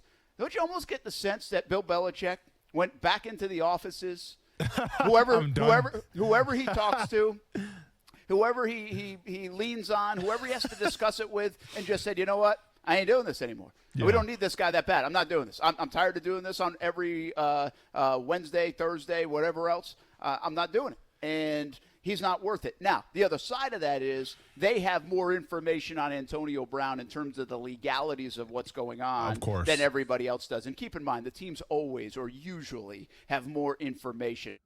I bring you back to the Aaron Hernandez the initial part of this. They let him go quickly when this stuff came up, like very quickly, because they found out information in a hurry that they were convinced to say, well, we're not putting up with this. We're getting out of here. So Antonio Brown, pretty similar situation. I don't know what was the tipping point, but it's either the legalities or the dealing with him just 11 days in, Austin. And let's go back. That's a great point, the Aaron Hernandez thing, too, real quick. I mean, remember how that thing all shook down. I mean, you had a murderer on your football team, and that never got brought up to a distraction, right? Like, they just shut that stuff down, they let him go, and then they kind of washed their hands of it. And I don't think it really affected the team at all. Now, maybe in the locker room, of course it affected the players. I mean, they play with the guy. But I'm just saying from an overall culture standpoint, once again, getting on the topic of Jalen Ramsey, the distractions, Bill Belichick shut that down real quick, and the Patriots kind of seemed, not really distracted by it. But anyways, getting back to Antonio Brown now. So, listen, when the Raiders brought Antonio Brown to their team,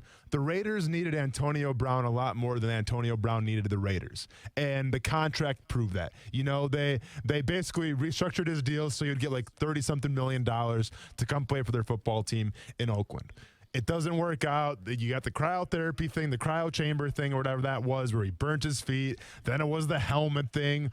Then, it was a slew of things, just really weird. I felt like I was watching Black Mirrors on Netflix. It just didn't make any sense. And then we come to find out that, and this is just hearsay, not sure if it's true or not, but this is what he posted, where it was all kind of his plan, right? Like, he was like the mastermind. He was like he's like a Lex Luthor planning all this stuff where he wanted to get released by the Raiders so he could go someplace else because Oakland sucked to play for, I guess. So then he goes to the Patriots. The only problem is that he needed the Patriots a lot more than the Patriots needed him. The Patriots have the Super Bowl rings. They have the quarterback. They have the culture. They have the head coach. He's just like the cherry on top. If it was going to work out, fantastic. All right. Maybe the Patriots got better. But I'll tell you what, and we know this for a fact, Brent, Bill Belichick and that whole front office wasn't going to deal with any kind of BS. Like, they can tolerate maybe the helmet thing that happened, the cryotherapy thing, but they're not going to tolerate, these sexual, assault, basically, things coming up in court cases. They're not going to tolerate, a girl getting threatened by him in a group message. And if you look into that story, man, it's a wild story. I mean, he brought up her kids and he posted pictures of her kids. It's just a nightmare from that perspective. And New England's not going to play that game. And in my opinion, and I'm not sure it's going to happen with Antonio Brown, but in my opinion, if you can't make it in New England, if you can't take that second chance that you were given, or really a third chance, because Oakland was kind of the second chance, I think. If you can't, make that third chance count, and all this stuff's coming out now, well, then you can't make it anywhere, man. And let's be honest, we live in an NFL world where maybe another team's going to give him another shot. But if I'm a GM of an NFL franchise, there's no way I'm bringing Antonio Brown on my team. Well, here we go, and that's the next step of this, man. I mean, I saw Drew Rosenhaus in Jacksonville yesterday, in fact, and a little sidebar. I asked Drew, I was like, all right, I'm going to ask him. I'm like, will the Jags get 2 first-round picks for him? He's like, he's not my client, so I don't know what they're going to get, but he's a very good football player. They should. Yeah. So it was funny, but I don't even know if he's supposed to comment on that stuff. But I just it wasn't like a mic in front of him or anything like. But I was like, I gotta go ask him. I gotta see what he would say about it. But anyway, that's his guy. That's Antonio Brown. That's and Drew Rosenhaus. And Drew Rosenhaus has gone to bat for him now. And Drew Rosenhaus also said. Drew Rosenhaus also said when the Oakland Raiders, when he got out of the Oakland deal, that not everybody, but there were, I want to say he might have thrown out the number 11. I think like 11 teams that were interested.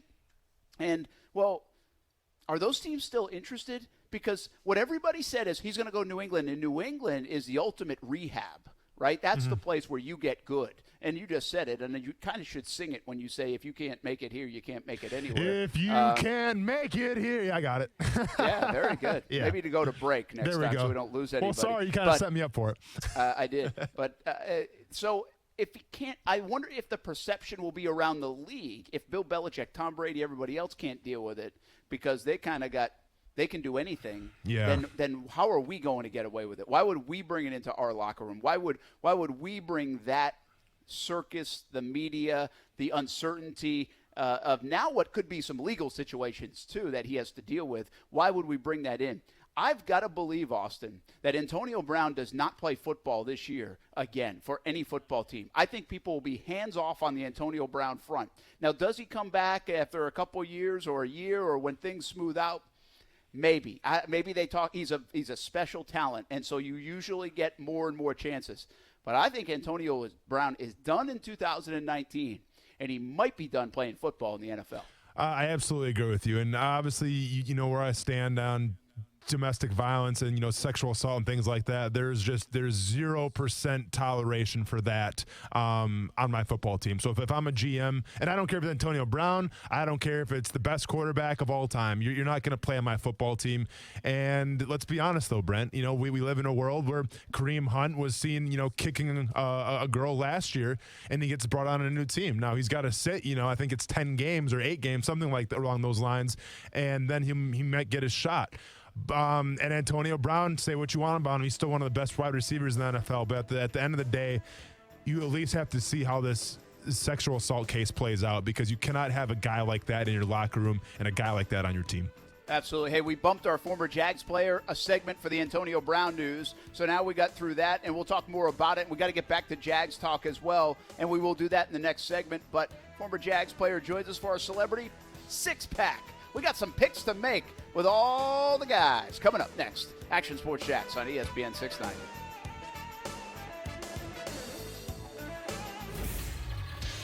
ESPN 690 Sports Center Update. I'm Jake Mitchell.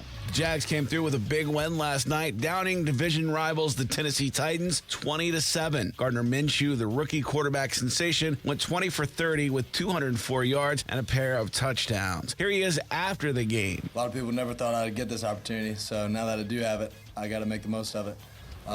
So I'm super grateful for it, but I know, through everything I've learned in my career, the situation I'm in, I may only get one.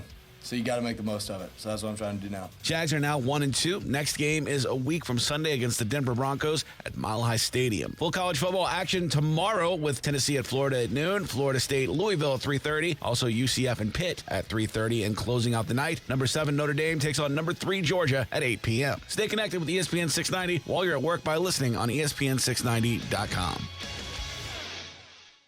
Is today the day it'll finally stop raining? We sure hope so, but it's been a very wet summer so far. This is Mike with Big Fish Roofing. Don't forget, your roof is the first line of defense against the elements. Here at Big Fish Roofing, as an Owens Corning Platinum Preferred Contractor, we are locally owned and we drive our business with quality and integrity.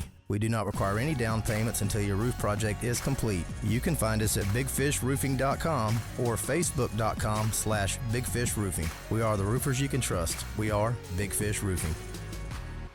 Hi, I'm Tom Van Berkel, CEO of Main Street America and chair of the 2019 First Coast Heart Walk. What if every step you take could save a life? When you sign up to attend the 2019 American Heart Association's First Coast Heart Walk on Saturday, September 21st, you'll be supporting scientific breakthroughs that keep more healthy hearts beating. Visit firstcoastheartwalk.org to register for this free event where every step you take brings us closer to ending heart disease and stroke. The First Coast Heart Walk takes place at Metropolitan Park and will feature fun activities the whole family can enjoy. By joining the First Coast Heart Walk, together we can save more lives by making cardiovascular research possible. Research that created the first artificial heart valve, research that can save children's and adults' lives, and research that gives us more time to create lasting memories with loved ones and friends. Be a Heart Walk hero and register today at firstcoastheartwalk.org because we're just steps away from a healthier tomorrow. The First Coast Heart Walk is sponsored by Main Street America Group, Mayo Clinic, and Florida Blue. At Action News Jax, we're here for severe. When storms threaten, put your trust in the Action News Jax First Alert Weather Team, led by Chief Meteorologist Mike Burrish, rated the most accurate for the last 13 years. The First Alert Weather Team is the only team of certified meteorologists in the Jacksonville area. That means we have the most schooling and training to forecast and predict severe weather, and that experience will keep you safe from a storm. Action News Jax First Alert Weather on CBS 47 and Fox 30. The Los Angeles Chargers and Houston Texans. Hopkins wide open. Touchdown, Houston. Coverage begins Sunday at 4 Eastern on ESPN Radio. Presented by Vivid Seats. Brent Martineau. You see him every day on CBS 47, Fox 30, Action Sports Jax. Austin Lane. He's a former Jag star and current MMA fighter. Broadcasting live from the Anajar and Levine studio. This is Action Sports Jax on ESPN 690 and ESPN690.com. I told the players in the locker room it was the longest short week, that we've had in the NFL. It was give a lot of credit to the coaches. I give a lot of credit to the players. It's tough to play on a short week. It was great to be at home. It was great, to be in front of our fans. They really helped us tonight. I thought that, obviously in the beginning, coming off a tough loss on the road last week, you're looking forward, looking for something to happen early. You're looking for something good to happen. Obviously we were able to get that muff punt, and able to recover it, turn it into a score. We were able to build on that and go up 14-0.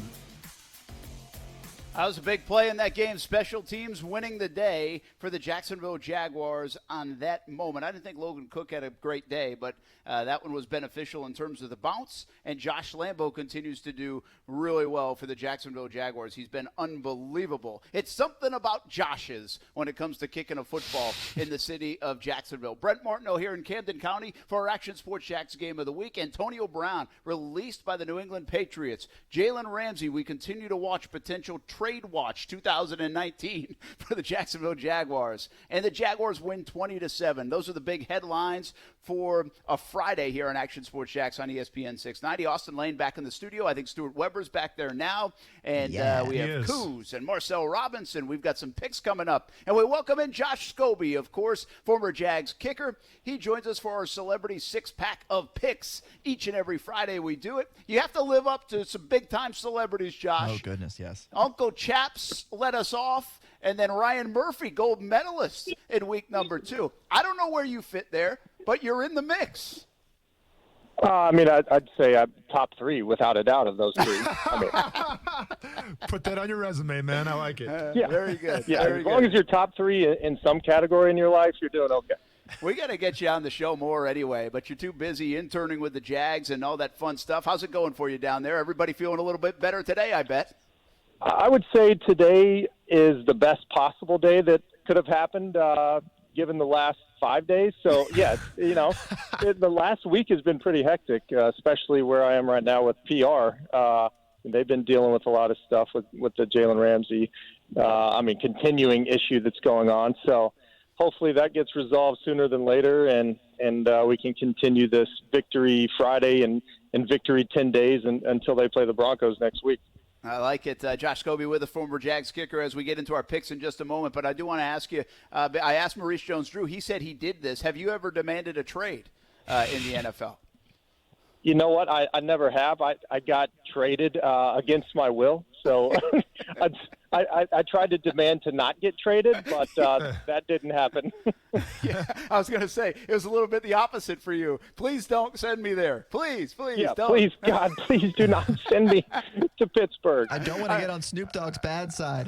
Yeah, I don't want to get on that plane. Don't do it. The bad part is Snoop Dogg, he's a fan of about 15 different teams, so yeah, that week he just happened to be a Steelers fan. yeah, he's not very loyal. Okay, one other thing. Man, how good is Josh Lambo? How much of a respect do you have for what Lambo has done in a Jaguars uniform these last couple of years? He's been ridiculously good. I mean, it's hard to put into words how accurate he is. I mean, if you just look at the numbers, I think he's right around 95% field goal percentage since he's been here. I mean, that's ridiculous. Justin Tucker is the leading field goal percentage kicker in the history of the NFL at right around 90%. And Lambo, since he's been here, has been better than that. And that is very impressive. And, he's become a good friend of mine. And it's been fun to see him break records and break a lot of my records. I want to say you had a tackle or two in your time in Jacksonville. That was a pretty nice tackle by Josh Lambo last night. Oh, that was fun. You could see the former soccer player come out of him whenever he celebrated, walked over to the bench and sit on top of it and raised his hands like the gladiator scene with the "Are you not entertained?" So, no, I had quite a few tackles in my career, and actually texted him this morning, to say great game and nice tackle. And he said, yeah, that's what you have to do whenever you hit a bad kickoff. And he's right. Like every time I would hit a bad one, I would sprint down there as fast as I could to try and redeem your bad kick. And it was a fun night for him and a fun night for the team. That's pretty interesting to get in the mentality of that. I didn't realize it was like, oh, gosh, I got a bad kickoff. I better go make a tackle. Absolutely. Josh, I got to ask you one thing, man. I remember being on a kickoff team with you a couple times, and you'd kick it in the end zone, and it seemed like whenever they would bring the ball out, you would absolutely lose your mind. And, I remember, if they got it past the 25-yard line, I would hear you, cuss or say, whatever you wanted to say. I can't repeat it on the radio. But you were so, offended by that. It's almost like they talked bad about your family when they returned it from the end zone. Were you really that mad when they would do that, the kick returner? Oh, absolutely. I mean, I'd like to mix it up with the kick returners, because if you can put it in their head, to down the ball if it's kicked, 2 or 3, 4 yards in the end zone, then that's just going to help your stats out. So every time they would bring one out and not get it past the 20, I would go talk trash to him and say, that he's basically messing up his team, and, he should probably leave it in the end zone next time. And, I'd have a few choice words for him and have fun with it. I like it, man.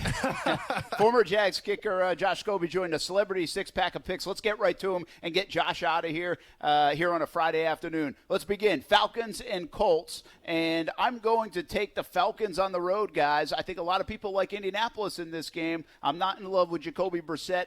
Josh, 1.5 favorites are the Indianapolis Colts. Who do you like? No, I absolutely love the Falcons in that game.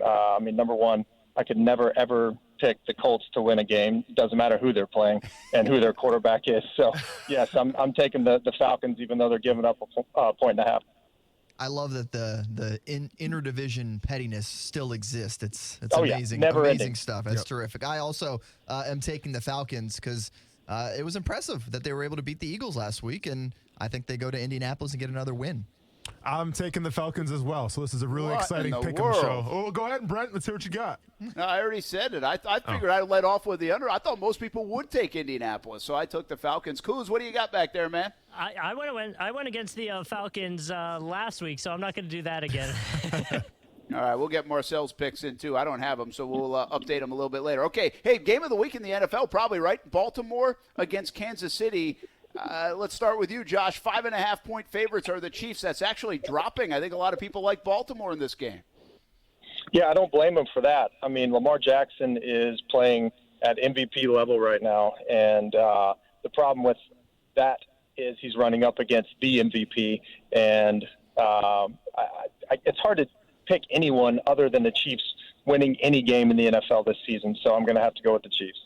Yeah, 5.5 just doesn't seem like enough to sway me away from picking the Chiefs on this one. If it was like 7.5, I could see the Ravens being within a touchdown, but 5.5, I'm still taking the Chiefs. I think they win by about 7.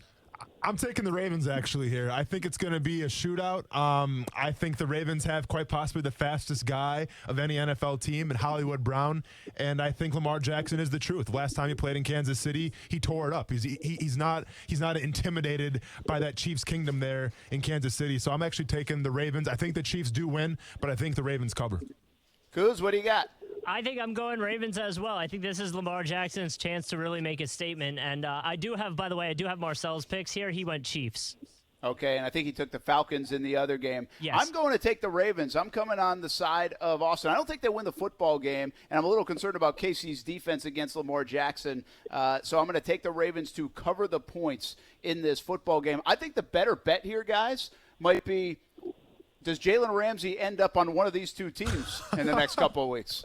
I mean, these are two of the favorite teams to get Jalen Ramsey, by the way. That's where you're hearing a lot of the talk, either the Ravens or the Chiefs. It'll be interesting to see if he plays for one of them in these going forward. All right, Monday night game, our last NFL game, Rams and Browns. Rams favored by 3. This could be a sneaky pick over here, Austin. What do you like? So, assuming that Aaron Donald is playing, and by all indications he is playing, go ahead and give me the Rams and Aaron Donald. That tough defensive line against that suspect Cleveland Browns offensive line right now. Getting after Baker Mayfield, putting pressure on him. I like the Rams. I like the same way that Austin's thinking. I like L.A. to get this win over the Browns and be able to cover the 3. I'm interested to hear what Josh has to say. Yeah, I agree with you on that one, Brent. I would take the Rams all day, even though they are on the road for that game in Cleveland, right? Correct. Yeah, they are. They are on the road, yeah. Yeah, I would still take the Rams in that game. They're just as strong as they were last year on offense, and I don't think the Browns' defense can really hold up against their offense. So I would take the Rams, even laying 3. Kuz, come on now. Go out on a limb. What you got? I'm going Browns, man. Come on. All right. They're gonna come out. They're gonna come out strong. I think this is a chance for the Browns to really make a statement and have the NFL take them serious. Reckless pick. All right. Yeah. What did Brown it up? Don't worry. yeah, the Browns haven't been impressive, but this is a sneaky game. I like the Rams. I'm going to stick with the Rams and be smart and cover. And I don't know what Marcel had. Kuz, what did he take? He went Rams as well. All right, so you're a game picker-upper opportunity for the Cleveland Browns for you. All right, let's go to the college game, Michigan-Wisconsin. Nice game, too. And that's in Madison. 3.5-point favorites for Wisconsin. Hey, I got Michigan going to my Final Four. I'm staying with Jimmy Harbaugh, and I think Michigan will cover and hopefully win. Austin? Oh, you know I don't like that, Brent. So, listen, I picked against the Green Bay Packers twice, and I get it. Wisconsin isn't the sexiest team in college football. They're not the best-looking girl at the bar, but they have a great personality. And in Michigan, if you're talking about Michigan right now, they're like the homecoming queen who was good-looking. She went to college. She comes back, and she looks like the Crypt Keeper. So I'm taking Wisconsin. Wisconsin's Achilles heel for the past 5-6 years has been their quarterback play. When they have to rely on their quarterback, and this year it's going to be Jack Cohn, they could face some problems. But I saw an Army team run rampant through the Michigan Wolverines. Wisconsin does the same thing and beats Michigan, covers with the points at home at the big house in Wisconsin. Sorry, the Madhouse. My first instinct was to go with Michigan because of that correction that you normally see when a power nearly gets beaten by a lesser team. No offense to Army in this case. But I'm taking Wisconsin. Give me the team that has won its games by a combined 110-0 this year. I'll take the Badgers to cover the 3.5. Josh, what you thinking? You know what? I think with the quarterback controversy there in Michigan with Drew Henson and Tom Brady, I mean, it's going to be tough. Wait, what year are we talking about? I'm gonna choose Ron Dane and the Wisconsin Badgers to crush them. Really, I mean, like you said, that point differential is huge this year. So with the way Ron Dane runs the ball, I mean, why not stick with him? Very good. You threw everybody in. You threw everybody in but Desmond Howard. I mean, that was really good. That was a little bit before their time. So. All right, Kuz, what do you have? See, I went with Stewart's thought process, but then stopped before flipping back to Wisconsin. So I got Michigan as well. I think they are going to adjust, and I think they'll be able to get the win. All right, what does Marcel have? Give us both of them. He went Wisconsin. All right, Auburn, Texas A&M. This is a good game. I like Texas A&M at home, guys. Kyle Field, 3.5 points. Auburn, I think, is always overrated. So I'm going to take the Aggies. Josh, what do you like? Yeah, I'm going with the 12th man there at Texas A&M. I played there before. It's a huge home field advantage, and even though Auburn is a powerhouse and they run the ball really well, especially this year, I'm going to go with the home team. So Tigers versus Aggies. Not really sure what an Aggie even is, but I like Jimbo Fisher at home. He's got to make a statement here. They kind of got embarrassed by Clemson. It's a rebound game for them. I'm taking A&M. I'm going to say it's a farmer, as the ag It's goes an for agricultural school. Yes, farmer. Yes. So exactly it's an what it is. Aggie. So it's an agricultural person. Yes. Okay.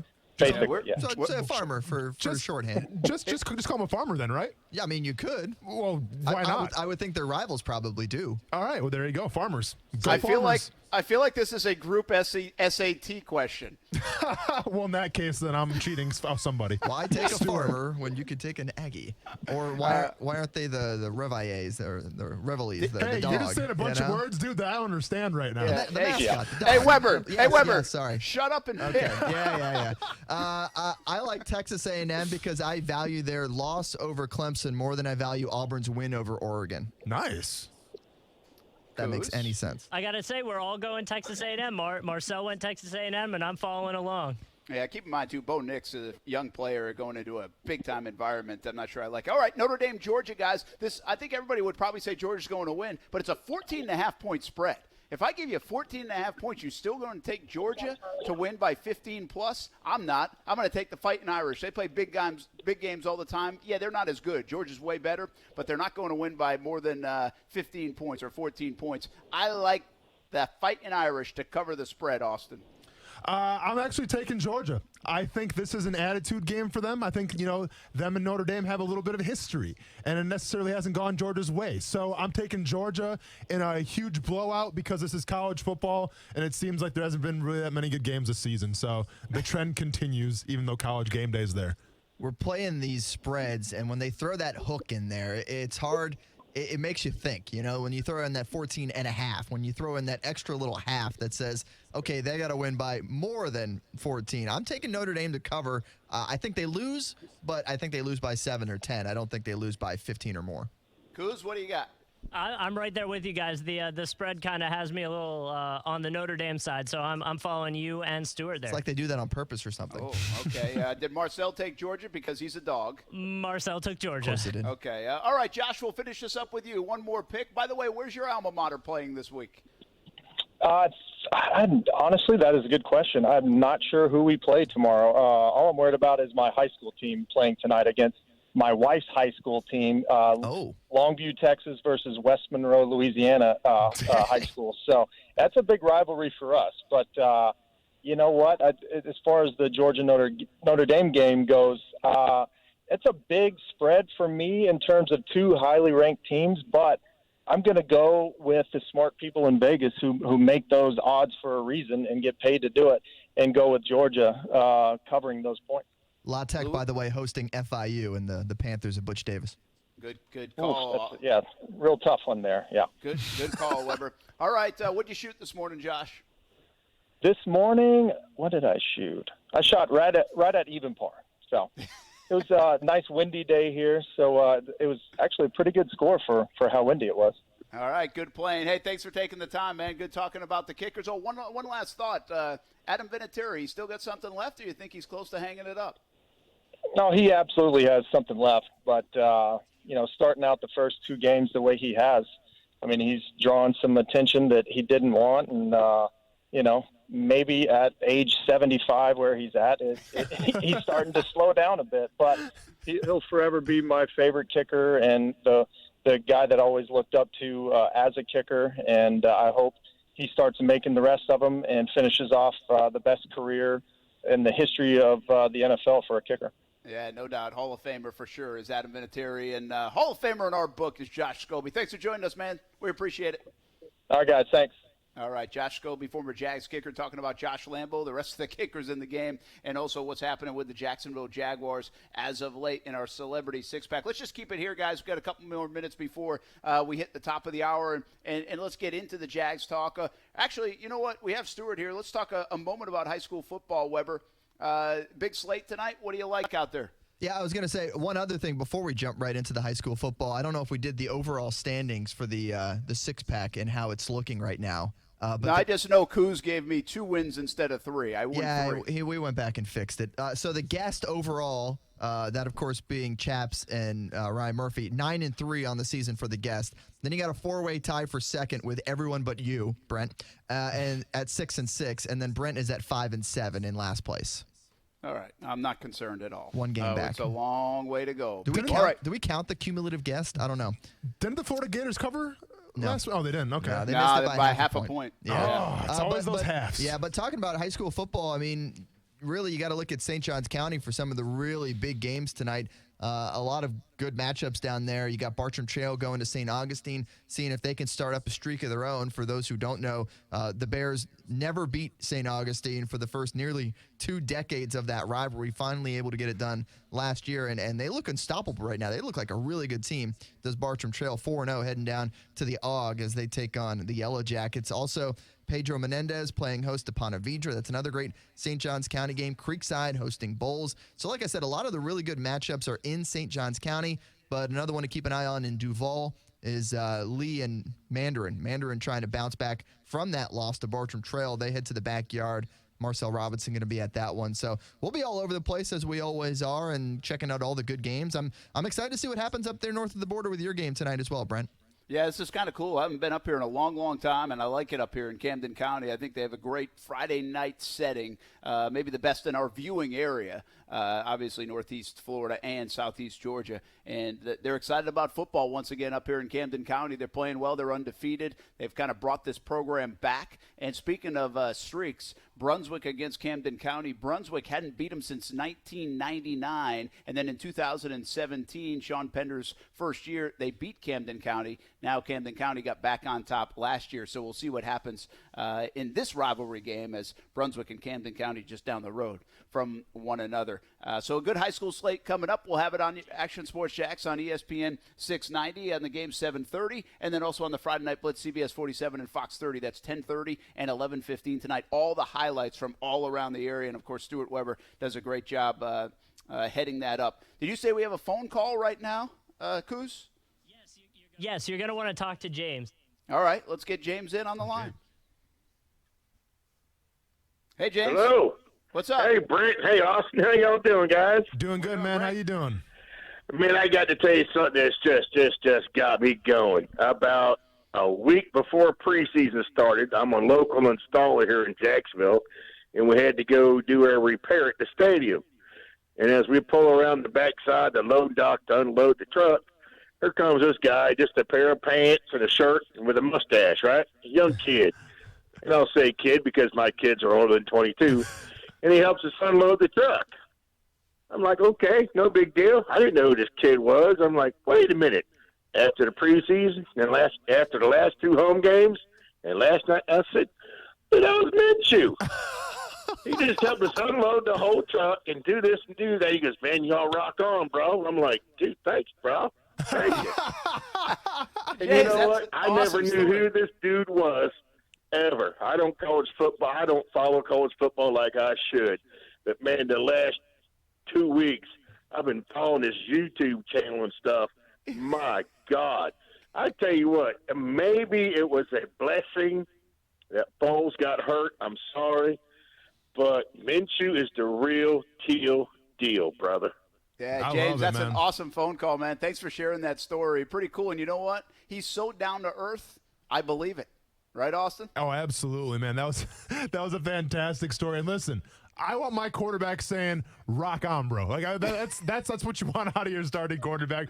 But listen, like it's like we talked about, Brent. Like, listen, if you take every NFL starting quarterback right now, like in the league, and you're unloading a truck, how many of those starting quarterbacks, just out of the goodness of their heart or whoever they are, their makeup as a person, come over and help you out? I would say maybe 5% at the very most. I would like to think you'd be more than that, but you're right. I mean, I think you hear great things about a lot of these guys, like the Deshaun Watson and Derek Carr, and who knows? I mean, maybe a lot more would, but I don't care. It's still a great story, and I love the fact that James really didn't even know who he was until the last few weeks. Of course, and once again, it says a lot about who Gardner Minshew is as a person. Because I'll be honest with you, man, I consider myself a pretty nice guy, but if we're talking training camp in this heat, unloading a truck.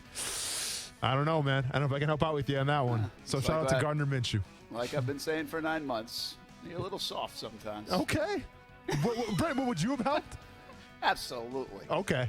Absolutely. No, I probably would have as well. I'm just saying.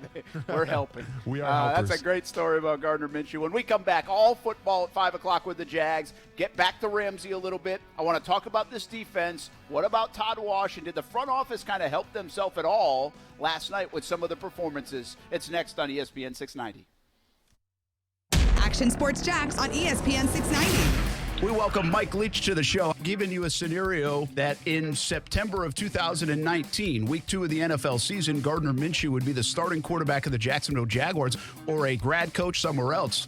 Which would you have picked? Gardner came about a year from just sort of checking out and being a coach. So it's really, I think, fulfilling to a lot of us to see Gardner in the NFL. Weekdays from 3 to 6 p.m. on ESPN 690. Hey, boss, you're not going to believe this. What now? Remember Frankie, the guy we've been showing the ropes to? Who? You know, our protege. Oh, yeah, Frankie, the next generation of crooks making us proud. Yeah, not so much. Boss, he just got busted. Hey, what? Yup. Cops caught him. He was, boss, you might want to sit down for this. Uh-oh, sounds serious. Yeah, they caught him breaking into our warehouse. Oh, that little weasel. Of all the places to break into, he chose our warehouse? You just can't trust anyone these days. Yeah, and he knew we had Safe Touch security monitoring the place with the two-way communicator, the video monitoring. Huh, serves him right for breaking rule number 1 in the Crooks R Us handbook. Stay away from Safe Touch houses. Yeah. Kids these days. Crooks know to stay away from Safe Touch houses. Hi, I'm Lester Jackson, president of Safe Touch Security Systems. No one beats our technology or our price. Call Safe Touch today at 888-723-8682 or go to safetouch.com. State license number EF233. Trust, tradition, and quality. A winning combination to feel good about your home. Sometimes it's just that time to replace your roof. Or maybe you need to fix your roof after a recent storm. Hey, everybody, it's Brent Martin of Action Sports Jax. And there are so many roofing companies in the area.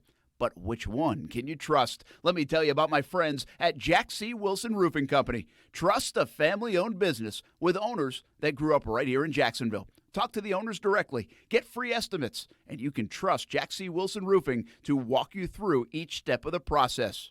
Tradition? Jack C. Wilson is a name you know. The longest-standing roofing company in Northeast Florida. They have been repairing and replacing asphalt shingle roofs since 1946. How about quality?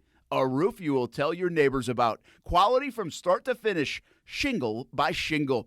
You can request a free estimate at jackcwilsonroofing.com. It's the first name in Jacksonville roofing. And make sure you let them know Brent Martineau sent you. Pros, for the supplies you use most, start with Lowe's. Because Lowe's stocks the right quantities you need for any size job, like treated lumber, fencing, and decking. Load up on savings when you buy in bulk and get up to 30% off select 80-pound bags of Quick Read or Sack Read. Plus, get 5% off eligible purchases every day with your Lowe's Business Credit account. For other great benefits Lowe's offers pros, stop by and talk to your dedicated pro team today. Do it right for less. Start with Lowe's. Subject to credit approval, can't be combined with other credit offers. Exclusions apply. See store for details. U.S. only. Welcome back to No Brainer. Gary. I'll take cars and trucks. What's the best way to protect your engine from gum, varnish, and corrosion? Stay Bill 360. Gasoline with ethanol can go bad in as little as blank. 30 days? Using Stay Bill 360 ethanol treatment year-round is what? Is it a no-brainer? It is! You win peace of mind, Gary! Awesome! Can I have money? Stay Bill 360. It's a no-brainer. Available where fuel additives are sold. This message is sponsored by the Florida A&M University Medical Marijuana Education and Research Initiative, the Florida Association of Broadcasters, and this radio station. Where I'm from, marijuana is legal. Can I use it in Florida?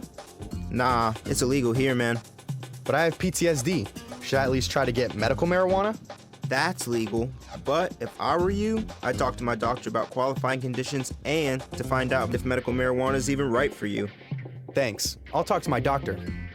The First Coast Hispanic Chamber of Commerce invites you to the 4th Annual Hispanic Heritage Gala, where it will award 10 deserving local college students of Hispanic descent with the Achieving the Dream Scholarship. The Black and Teal Affair is sponsored by the Jacksonville Jaguars and will take place at TIAA Bank Field Friday, October 11th. For ticket information, sponsorship opportunities, and scholarship donation, call 904-707-1374 or visit fchcc.com. Broadcasting live from the ESPN 690 Anajar and Levine studios. Anajar and Levine Accident Attorneys. Call 904-600-4000. That's 904-600-4000. ESPN 690. Jacksonville's home for ESPN Radio. WOKV Jacksonville. Listen live everywhere you go on ESPN690.com. ESPN 690, a Cox Media Group station. ESPN Radio Sports Center. I'm Doug Brown. Breaking news, the New England Patriots cut wideout Antonio Brown 11 days after signing him. Brown played in one game and was accused by 2 women of sexual assault or misconduct.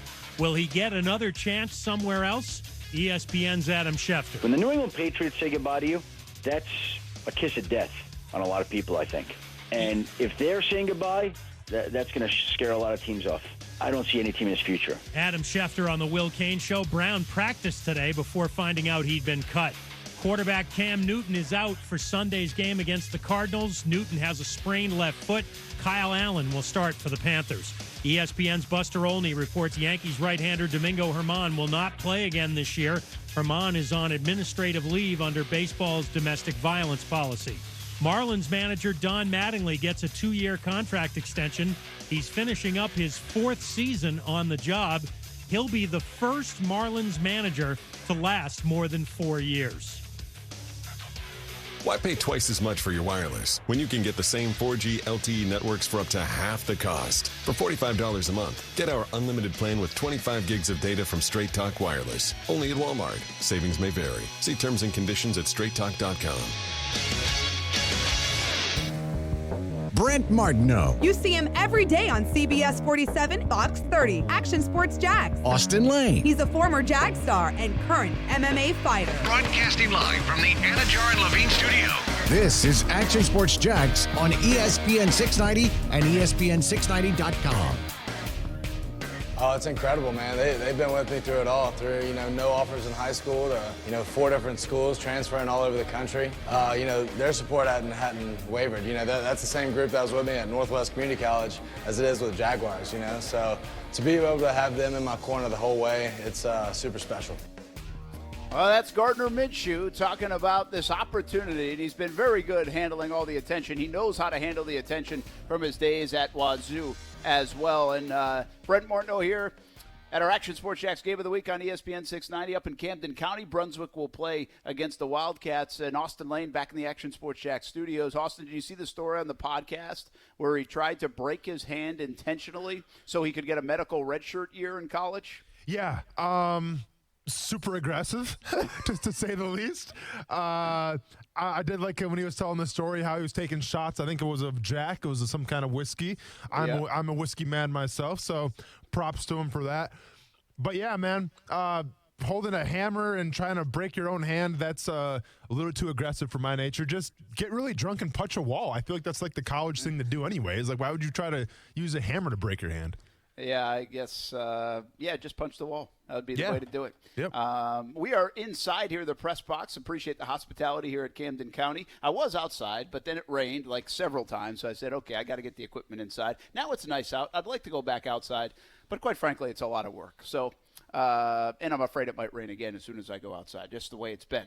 Anyway, let's talk a little bit Jaguars in just a moment. Before we do that, how about we visit the Vita de Louis Happy Hour Horde on a Friday?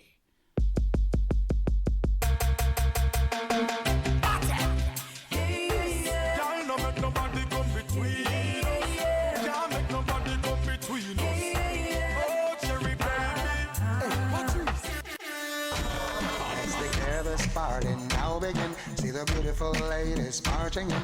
There's enough for everyone to win. We're gonna make this party the best thing happening. This is my favorite place.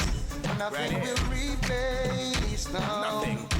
Anything goes. Gangsters are rolling, half face smiling. Heads up, think of the rhythm, what you're drinking.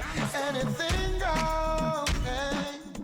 Grab a drink, get a shot, and sip your Star Tenders. Happy Friday, everybody. Yeah, happy Friday. Hope you enjoy the weekend. Really should. It's a Victory Friday here in Jacksonville. Everybody's smiling a little bit more, but everybody also on that Jalen Ramsey watch. We'll talk more about it coming up in just a moment. But Vita de Luis recently got a 94 rating, a locally owned tequila right here in Jacksonville. They want to help our friends in the Bahamas as well, and you can help too. Vita de Luis has friends all over the world. That includes the Bahamas. Help them raise money for the Treasure Key Relief Fund and Hopetown Rising. Here's what you do. You go to VitaDeLuis.com, and any of the merchandise purchased on VitaDeLuis.com, 50% of all merchandise will go to those funds to raise money for our friends in the Bahamas. Of course, made in Tequila, Mexico, shipped directly to Jax Beach. Vita de Luis. Try it at VitaDeLuis.com. I also had some folks that were raising money for our friends in the Bahamas, and I wanted to share that with you too, Austin. So hang on tight for a second. And it's Maple Street Biscuit Company, who was part of our Action Sports Jax Dream 18 on Monday, and we thank them. They dropped off biscuits and coffee, and everybody loved it. And I'm a big fan of Maple Street Biscuit, and they too are doing a fundraiser for the folks in the Bahamas Sunday. That's this Sunday, 9 a.m. until 1 p.m., serving a limited menu to raise money for the Bahamas. They're usually closed on Sunday.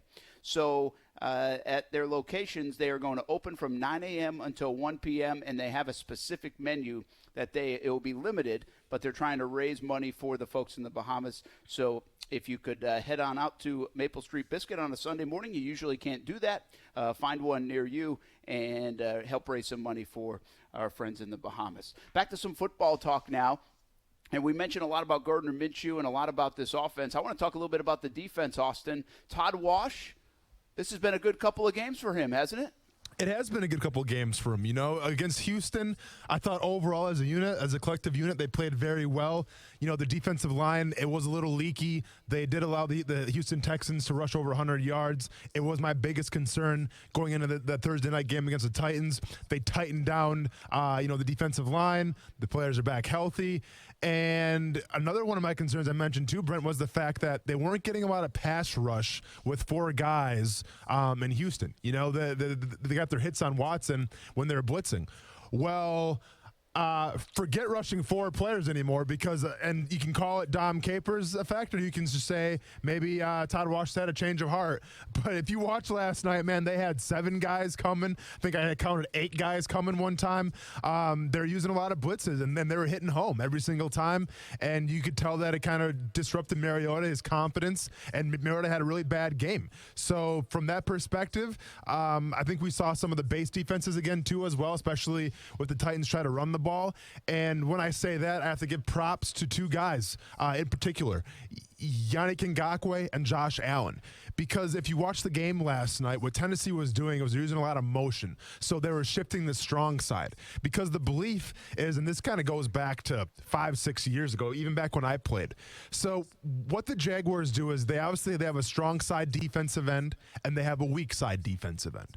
The strong side defensive end would be Calais Campbell, right? He's the guy that's always in the 5 technique. He's the guy that can take on double teams, but he's athletic enough where if it's like a play action or something like that, he can get into his pass rush and get after the quarterback. It's great. It's the perfect spot for him. That's why he's been shining so much. Well, what teams tend to do sometimes is that they'll motion that tight end or they'll motion a receiver and they'll change the strong side. Well, if you change the strong side, you can't have Calais all of a sudden in the middle, of the snap count, quick over to the other side of the ball, and play strong side over there. So that falls on the weak side end. Now the weak side end is the strong side defensive end. And last night I saw Josh Allen, I saw Yannick Ngakoue, take on double teams, take on tight ends, and be pretty stout in the run game, especially Josh Allen. Listen, Josh Allen's a guy who's coming from Kentucky who's playing outside linebacker the entire time. He's got 17.5 sacks. Well, he gets to Jacksonville, and yeah, they want him to rush the passer, but also Todd Wash is going, very cool, you're a good pass rusher. rusher? Well, check this out. We also need you to play in a three-point stance. We need you to play head up on the tight end or on the tackle, and we need you to take on double teams.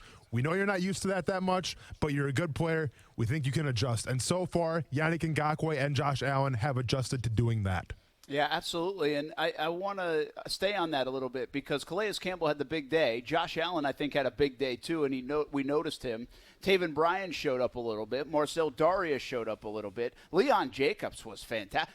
I've never seen Leon Jacobs show up so much in a football game as he did. And remember, he got burned on the Derrick Henry run a year ago. He might have had this one circled. It was a revenge game for sure for Leon Jacobs. And he got the punt return or the muffed punt recovery. Yeah. I mean, seriously, that was a tremendous game.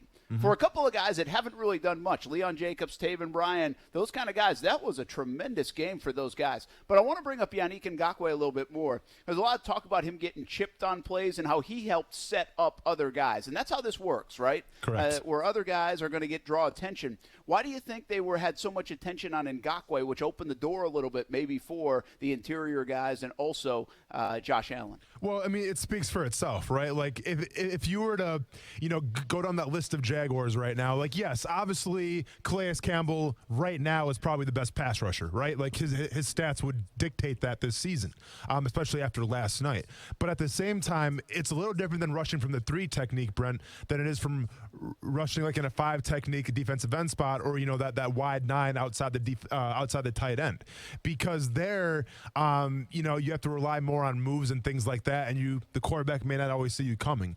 At least when you have a rusher in a 3 technique like Calais Campbell, the quarterback sees him coming. He can get out of the way. Now, can you get out of the way when a 6'8", 310-pound man is coming out with you bad intentions? Well, no, not all the time, but at least you see him coming. With Ngakoue, you have to game plan because the last thing you want to do is have your quarterback be, blindsided basically and cause a turnover. That's where the fumble returns for touchdowns happen and things of that nature. So, yeah, you did see the Titans tripping a little bit, but what did that do as well?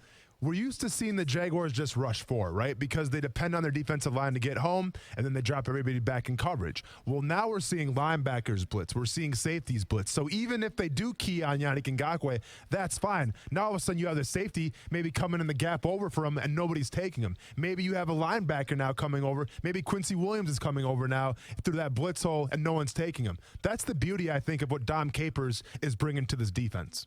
Yeah, and the wrinkles were there, I think, for the first time. I mean, am I right? I mean, is that the first time you've really seen? Now, they blitzed a bit last week. They weren't getting home with 4, and they were able to blitz a little bit. But I think just the compliment of everybody out there was this first illustration of this defense that really we've talked about for quite a while, especially in training camp. Absolutely, and you're seeing this because, listen, they're back being healthy now on the defensive line. Like Yannick Ngakoue was out against Houston, so Josh Allen got probably a lot more reps than he wanted. I mean, the key to make this whole defense run, especially on the defensive line, is getting the substitutions in, right? Like we saw Taven Bryan in for Calais Campbell a little bit in base packages. Taven Bryan did fantastic. Taven Bryan was causing chaos in the backfield. Exactly what they're asking him to do.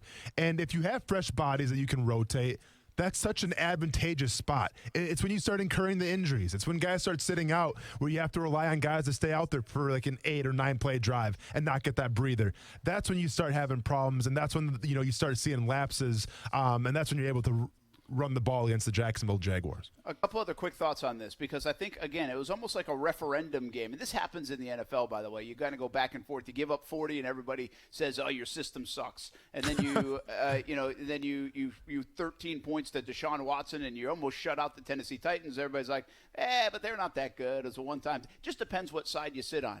I mean, don't you get the feeling, though? I mean, these last 2 games, Kansas City's Kansas City. But these last 2 games, I mean, the Heat should come off Todd Wash a little bit in this scheme and all this talk about the scheme. And doesn't it help that Jalen Ramsey also, at least the word is, it's not that he's got an issue with the scheme, it's more that he's got an issue with the front office. I kind of feel like this is a good couple days for a guy like Todd Wash. Well, exactly. And if you watched last night too, Brent, we saw all these blitzes on 3rd down. So what did that mean? That meant more man-to-man coverage for their corners, and that meant more man-to-man coverage for Jalen Ramsey, which I feel like he likes to do.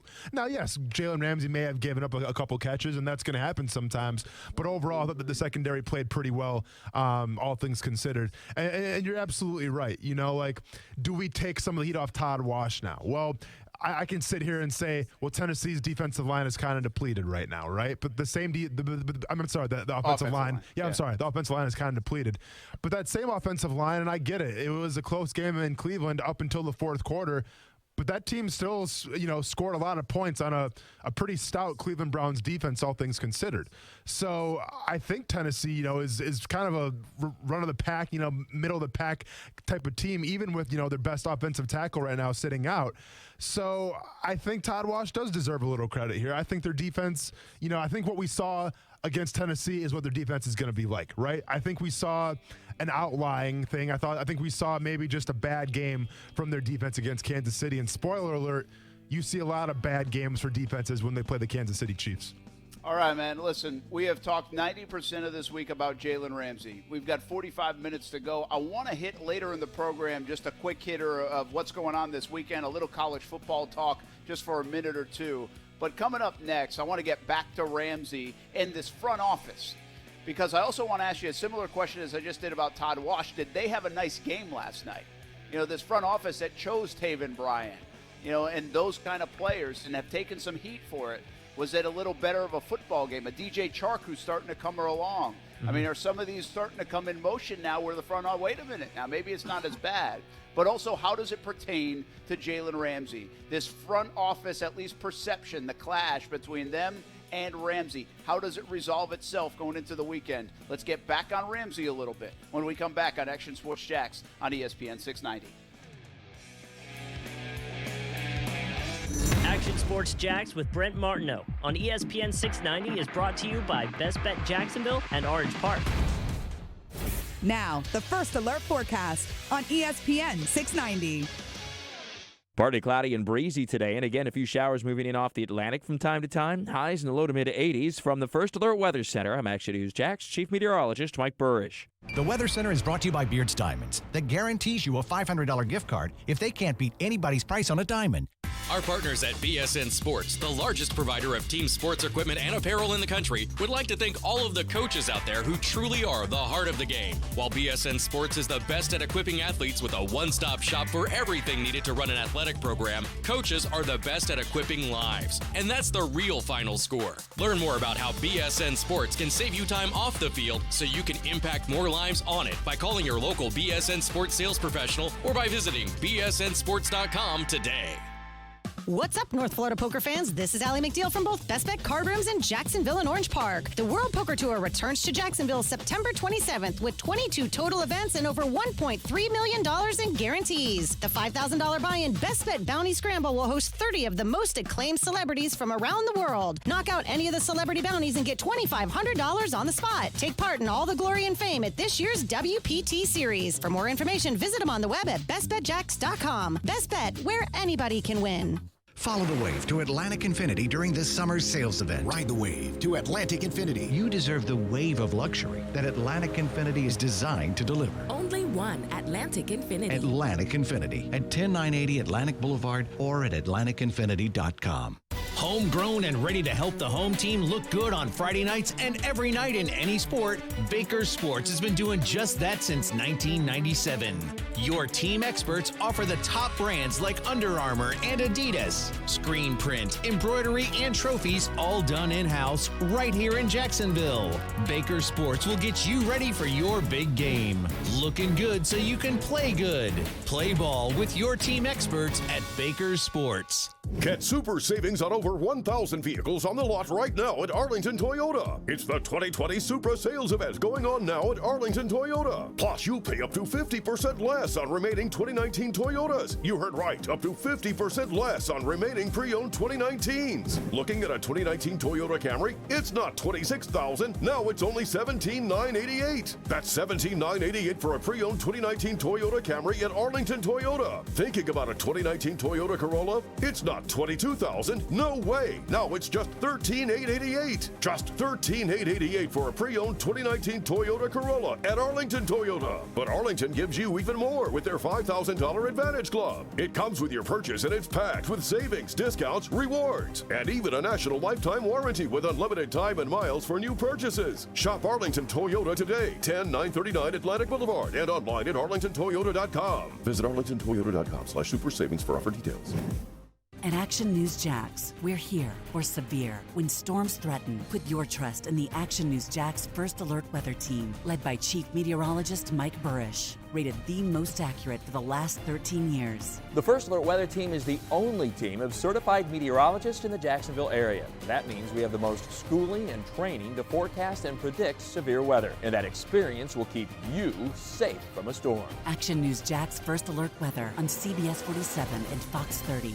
Is today the day it'll finally stop raining? We sure hope so, but it's been a very wet summer so far. This is Mike with Big Fish Roofing. Don't forget, your roof is the first line of defense against the elements. Here at Big Fish Roofing, as an Owens Corning Platinum preferred contractor, we are locally owned and we drive our business with quality and integrity. We do not require any down payments until your roof project is complete. You can find us at bigfishroofing.com or facebook.com/bigfishroofing. We are the roofers you can trust. We are Big Fish Roofing. Guns N' Roses are playing the VyStar Veterans Memorial Arena October 1st. Win your way in. Listen to Action Sports Jax at 4:15 Wednesday, Thursday, and Friday for your chance to win. See GNR Live from ESPN 690. Hi, I'm Danny Warfel, 1996 Heisman winner, and you're watching Action Sports Jax. I don't want to answer any questions about trade or anything like that either. I mean, I've said what I had to say about that for now. Well, that's Jalen Ramsey after the game last night, and he's going to have to say that quite a bit, is my guess, over the next however long, because the questions will be asked about the trade for as long as he's still a member of the Jacksonville Jaguars, unless I think there's a finality to it in one way or another. One, he gets traded, or two, he gets a contract extension, or something gets resolved and comes out publicly. Other than that, I think you're going to get a lot of questions and curiosities and inquiries about what's going on with Jalen Ramsey. Brent Martineau here at Camden County High School. We got our Action Sports Jax Game of the Week on ESPN 690. Reminder, it's a 7:30 game here at Camden County up in southeast Georgia, so there's a little bit of time before the end of our show. We'll have the pregame show around 7:15 on ESPN 690. All the social media platforms will have some video as well. Austin Lane back in the Action Sports Jax studios. It's been a wild week in Jacksonville, man, and 95% of the time we've been talking about Jalen Ramsey. And let's do it again. Let's talk a little bit more about Jalen Ramsey as we kind of put a bow on this week and everything that's happened. I don't want to rehash what's happened necessarily, but advance this thing like we've been doing most of the week and see where it ends up. This is a Friday that a lot of people thought, well, something might go down. Well, nothing has really gone down yet on the Ramsey front. Instead, everybody's sitting here waiting and waiting and waiting. Is that a good thing or a bad thing or just a normal thing? I mean, I feel like it's a normal thing, right? Because I feel like it's going to be a couple weeks before, if you do hear something, that's when you would hear it. But at the same time, I mean, if you're a Jaguars fan, it's stressful, right? Because the last thing you want to do this weekend or, next week is wake up in the morning, all of a sudden you realize, oh, we just lost our best player on our team, and we got a couple draft picks for him. Cool. But we're in line to contend for a division title this year, but we'll have to draft good the next couple years. It's just that's the whole stress of it. And we talked about it before on the show, Brent. Say what you want about football, but the stars are aligning right now, right? Like if you break down the schedule, Drew Brees getting hurt, Sam Darnold's got mono. Cam Newton's not playing this weekend. The Denver Broncos aren't, maybe who we thought they were. Like, you have this schedule coming up that is so beatable. Andrew Luck retires. Now, all of a sudden, the Colts are a very beatable team. They're not the favorites anymore in the division. You just beat Tennessee. All these things are in line to win a division and maybe make some noise in the playoffs, and you just get the feeling where if you let your best player go, that hurts your chances of doing it. Austin Lane back there, I want to ask you this question. It's kind of, I don't want to be a little too jumpy on this, but I just want to ask it in blatant terms because I thought last night Jalen Ramsey might put together, given the situation, the best game he's ever played in a Jaguars uniform. And now that's high marks. He's had some incredible games. But I don't really think he played his best game. No. I think he started off really well. I thought he played a physical brand of football yesterday as well. But then he gives up the 47-yarder, which, again, it happens, okay? I'm not sitting here knocking him for giving up it happens. People give up plays. That's what happens in the NFL. he gives up another couple of catches. And so it just kind of felt for a little bit there in the second half especially like, oh, wait a minute. What's going on here? Now, go back to last week where he drops the pick 6 potentially, or at least an interception. I guess what I'm asking you here is he may be distracted by some of this.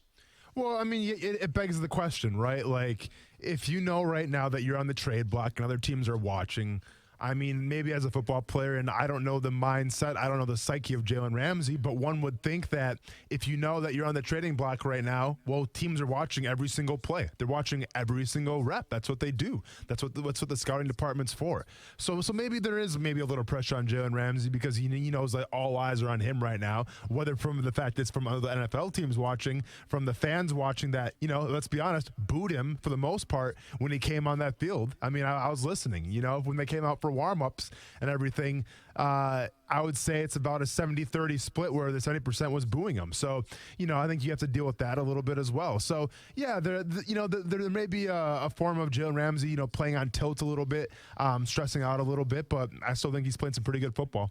Yeah, listen, and again, I want to keep that in context. I'm not saying he played bad football. I think he played a physical brand of football yesterday. I thought he played with intensity and passion like he always does. And I got to do this. I got to give him credit for that.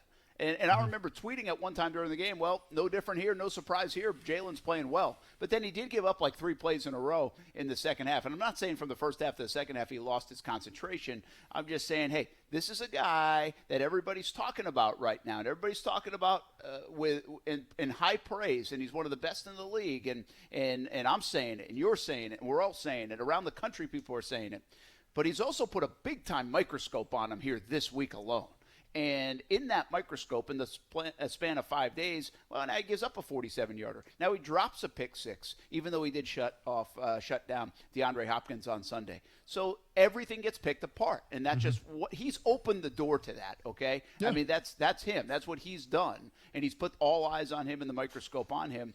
And I'm not saying it changes his trade value or anything like that. I don't think there's anything drastic, but.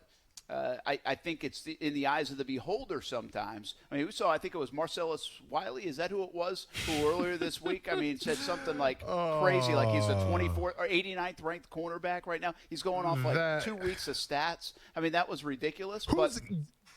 Give me 88 better corners than Jalen Ramsey right now, Marcellus. Well, I don't think he was saying that. I think he must be doing like Pro Football Focus or something like that to say the numbers aren't adding up. Well, but it's not a number position. I know. Yeah, I mean, look at you. You held Hopkins under 50 yards. Give me another corner that can do that right now. Whatever. I'm sorry. It's a rant that doesn't really need to happen right now. I'm sorry. Well, I mean, but it's just. That's what I'm saying, though. I mean, are there some teams saying, hey, we think he is the guy that shut down Hopkins? Are there other teams saying, you know what? I mean, listen, he's a great corner, but this is also a football team that's gone 2-12 before last night with a great corner playing every single game and playing at a high level and making a Pro Bowl.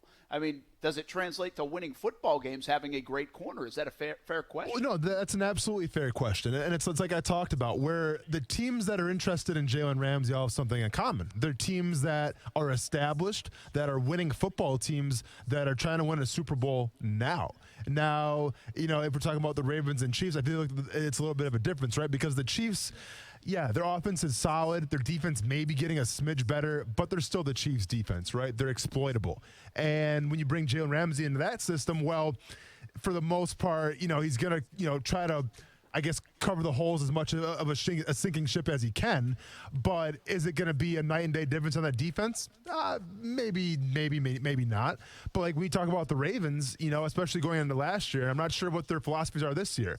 But the Ravens have always, kind of been on the philosophy of, we're going to play great defense and then rely on the run game. Well, now they're starting to open it up a little more, but they're still playing great defense. Yes, they have a new linebacking core, and that's brand new, but they have a great safety back there with a cat from Seattle. I can't remember his name right now. Earl Thomas. Thank you very much. I got Earl Thomas back there, and if you had Jalen Ramsey with Earl Thomas, man, well, now we're talking about what? The Legion of Boom again, like it was in Seattle, and how that worked out for Seattle. Pretty damn good.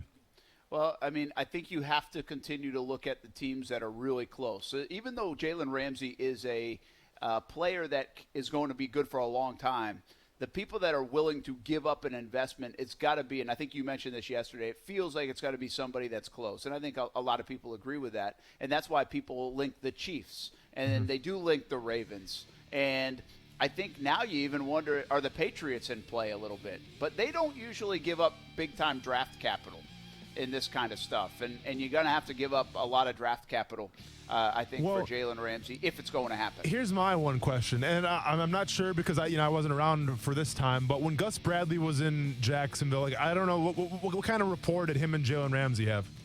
Yeah, I think when things were going bad, I think he criticized the scheme. And I think for the most part, though, I think he really likes Gus. Yeah, and he loves Derwin James out in L.A. Yeah, for sure. So, I think that's a team too in the Chargers where they may have underachieved a little bit so far this season. They're out Melvin Gordon, their star running back, but they still have a pretty solid defense. You add another corner to that mixture, and you got problems. I don't think he's going anywhere, man. I just don't get the feeling he's going anywhere. Let's talk more about Ramsey, more about the Jags. Half hour to go here on a Friday night. Action Sports Jax on ESPN 690.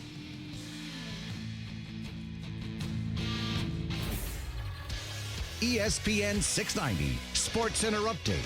I'm Jake Mitchell. Jags came through with a big win last night, downing division rivals the Tennessee Titans 20-7. Gardner Minshew, the rookie quarterback sensation, went 20 for 30 with 204 yards and a pair of touchdowns. Here he is after the game. A lot of people never thought I'd get this opportunity, so now that I do have it, I got to make the most of it. So I'm super grateful for it, but I know, through everything I've learned in my career, the situation I'm in, I may only get one. So you got to make the most of it. So that's what I'm trying to do now. Jags are now 1-2. Next game is a week from Sunday against the Denver Broncos at Mile High Stadium. Full college football action tomorrow with Tennessee at Florida at noon, Florida State, Louisville at 3:30, also UCF and Pitt at 3:30, and closing out the night, number 7 Notre Dame takes on number 3 Georgia at 8 p.m. Stay connected with ESPN 690 while you're at work by listening on ESPN690.com. The Jekyll Island Shrimp and Grits Festival is back. Enjoy coastal cuisine, live music, a craft brew fest, kids zone, artist market, and more September 20th through the 22nd. Learn more at jekyll.island.com/shrimpgrits. We're local, you're local, shop local. This holiday season, shop local retailers right here in the 904. When you shop local retailers, you're making an investment in our own community. Shop the 904. Powered by Cox Media Group. Beards Diamonds doesn't mind if you shop around. Here's Ben to explain. Because at Beards, we are so confident in our diamond prices that no other store can touch Beards prices, that we're willing to give you a $500 gift card if you find a GIA certified diamond for less anywhere in North Florida. Beards Diamonds in the St. John's Town Center or at beardsdiamonds.com. So your team scores. Suddenly you're best friends with perfect strangers. Tullamore Dew calls these friendships fanships. When the game is on, order a Tullamore Dew, the original triple blended smooth sipping Irish whiskey for the person next to you. This game day, grab a Tully and strike up a fanship at... Find Tullamore Dew in Jacksonville at Lynch's, Fly's Tie, and the Shim Sham Room. When it's game time, it's Tully time. Tullamore Dew Irish whiskey, 40% alcohol by volume, 80 proof, 2019, imported by William Grant & Sons, Inc. During the 2020 model year kickoff event at Honda of the Avenues, pay nothing down except for your tag. Like a new Honda Accord, just $244 a month. Just sign and drive. Happening this month at Honda of the Avenues, the Honda Giant. Lease a 2019 Honda Accord for $244 a month for 36 months. Price includes lease acquisition fee, dealer dock fees, $0 security deposit, title and registration plus tax. With approved credit through HFS. Lessee's responsible for maintenance, excessive wear, and use of 15 cents per mile over 12,000 miles per year and license tag. Valid on in-stock units only. See dealer for details. Offer ends 9/30/2019. Trust, tradition, and quality. A winning combination to feel good about your home. Sometimes it's just that time to replace your roof. Or maybe you need to fix your roof after a recent storm. Hey, everybody, it's Brent Martin of Action Sports Jax. And there are so many roofing companies in the area. But which one can you trust? Let me tell you about my friends at Jack C. Wilson Roofing Company. Trust a family-owned business with owners that grew up right here in Jacksonville. Talk to the owners directly. Get free estimates. And you can trust Jack C. Wilson Roofing to walk you through each step of the process. Tradition? Jack C. Wilson is a name you know. The longest-standing roofing company in Northeast Florida. They've been repairing and replacing asphalt shingle roofs since 1946. How about quality? A roof you will tell your neighbors about. Quality from start to finish, shingle by shingle. You can request a free estimate at jackcwilsonroofing.com. It's the first name in Jacksonville roofing. And make sure you let them know Brent Martineau sent you. Hey, what in the name of Lester Jackson are you doing? Oh, hey, boss. Well, since these folks are out of town, I figured I had time to make a Sammy. You what? Yep, it's a peanut butter banana sandwich, just like Elvis. Wait, when are the owners of this place getting back? Well, the social media account says tomorrow around noon, so relax. Huh. Well, don't leave a mess. That would be rude. Boss, how is it possible in this day and age that folks like this don't have safe touch security? Beats me. Seems like a no-brainer. Yeah, I mean, from the two-way communicator to the crash and smash technology to video monitoring. Hey, if these folks had safe touch, we wouldn't be within a mile of this place. And that's why we live by the Crooks or Us motto. Stay away from safe touch houses. Yeah. Hey, pass the bread, will ya? Crooks know to stay away from Safe Touch houses. Hi, I'm Lester Jackson, president of Safe Touch Security Systems. No one beats our technology or our price. Call Safe Touch today at 888-723-8682 or go to safetouch.com. State license number EF233. Pop quiz. If you sell a home for $500,000, how much would a traditional real estate agent charge in commission? If you guessed $25,000 to $30,000, you're right. But if you think that's the only way, you're wrong. This is why thousands of homeowners are making the switch to Rex. With Rex, you get a dedicated agent and a full-service experience at a fraction of the cost. Rex uses game-changing technology to cut out the middleman and save homeowners tens of thousands of dollars in fees. See if you qualify by calling 833-REX-HOME. That's 833-REX-HOME. Remember, this is your home. Why give an insane amount of equity away to an agent? Rex offers the lowest fee in the industry without skimping on service. You'll work with a licensed local expert with you every step of the way. Get the most out of your home. See if you qualify by calling 833-REX-HOME. 833-REX-HOME. That's 833-REX-HOME. Florida, CQ 1057788. I think Carson Wentz is going to come back and have a resurgent year. Are you not concerned at all with the lack of depth at quarterback position? They had to rely a lot on Nick Foles. Carson Wentz gets hurt every year. Not every year. Go Lick and Wingo, weekdays from 6 to 10 a.m. on ESPN 690. Brent Martineau. You see him every day on CBS 47, Fox 30, Action Sports Jax. Austin Lane. He's a former Jag star and current MMA fighter. Broadcasting live from the Anajar and Levine studio. This is Action Sports Jax on ESPN 690 and ESPN690.com. We did a good job tackling well, giving ourselves opportunities. We got early points. Gardner played great, especially early in the game. Gave us the early 14. And then, with that kind of lead, that's our kind of style. You get the opinions back and just go to work. Oh, it's fun when the Jaguars defense can just do that. And Marcus Mariota had no chance. By the way, Calais Campbell was in there in a hurry a lot of times yesterday. But I also thought Marcus Mariota held the ball quite a bit. And maybe that's the back end. I just thought he played poorly. I think some of those sacks were on him where he could have got rid of the football. There was one time where Josh Allen actually hit the football and before he actually hit it again and fumbled.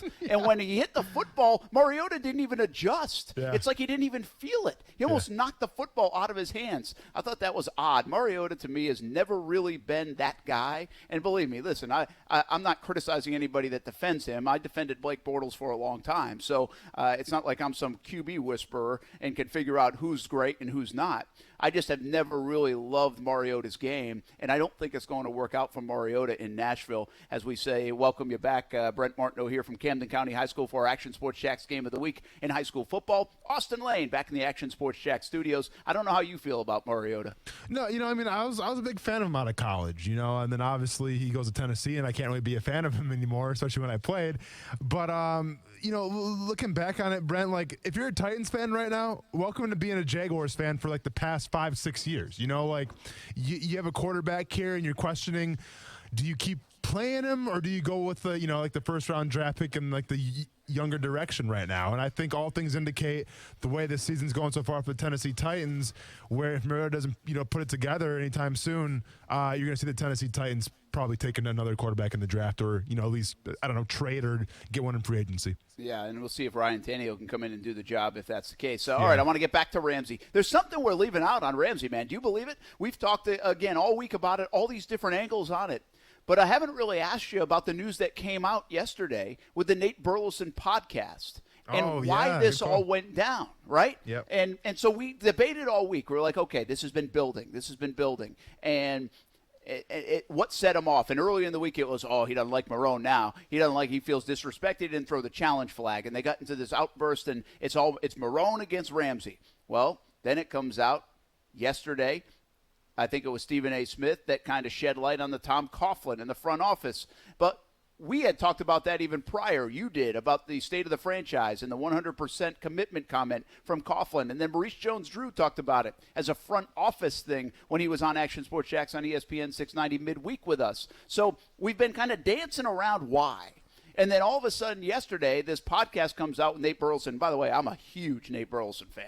I think he is fantastic. Nice guy and really good on TV. So, in fact, what did we do? Hey, when we were going to do this thing back in like December, and start the radio show, I said, hey, go watch Nate Burleson, didn't I? No, that's funny you mentioned that. Yeah, so, when I was kind of in the running for this job and, I was kind of going over, well, I would love to, but I don't have a lot of experience. One of the very first pieces of advice that you gave me, Brent, was to go to a Peter King podcast that had Nate Burleson on it and just, try to get a sense of who Nate Burleson is. So I listened to the podcast, obviously, and I was very impressed with what I heard. I mean, I'm a fan as well. Now, I'm not as big as fan as Marcel Robinson is, that's like his idol. That's like he looks at him like you look at Phil Mickelson. But I still respect Nate Burleson. I think he's super talented. Yes. Yeah, Burleson is, and Marcel likes him because he likes how Burleson dresses. Style, I think. absolutely. It's all about style. Hey, but anyway, it's good stuff. Hey, we got to get Hey, Nate, if you're listening,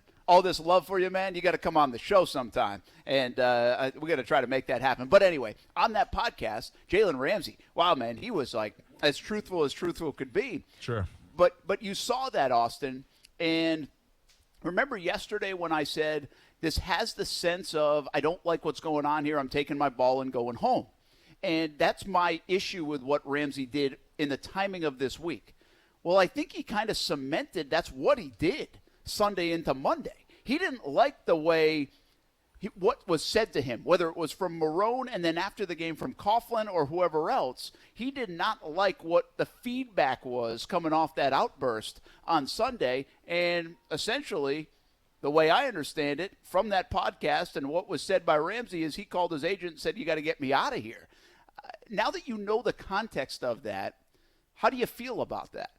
So, first of all, listen, I understand how this Rams situation can come across, right? It's like you said, Brent, like he doesn't like what's going on. He's taking his ball and going home.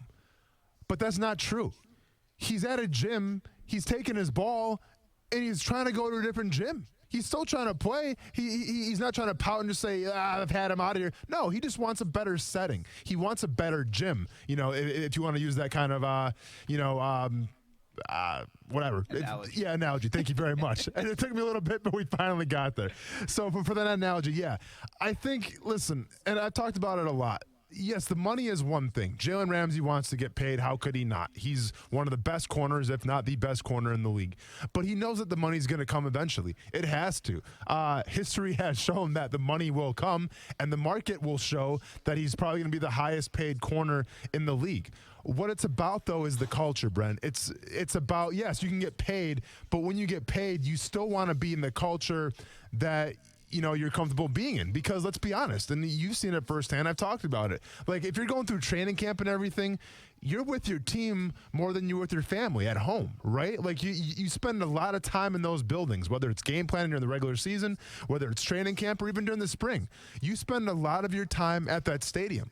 And I think it got to the point where Jalen Ramsey was just fed up and sick and tired of, some of those people in that stadium. And he didn't enjoy going to that stadium anymore. And the whole Doug Marrone thing kind of sparked it a little bit. And then we heard on the Nate Burleson podcast that some things were said that he did not appreciate after that whole spat in the locker room. And now we're here.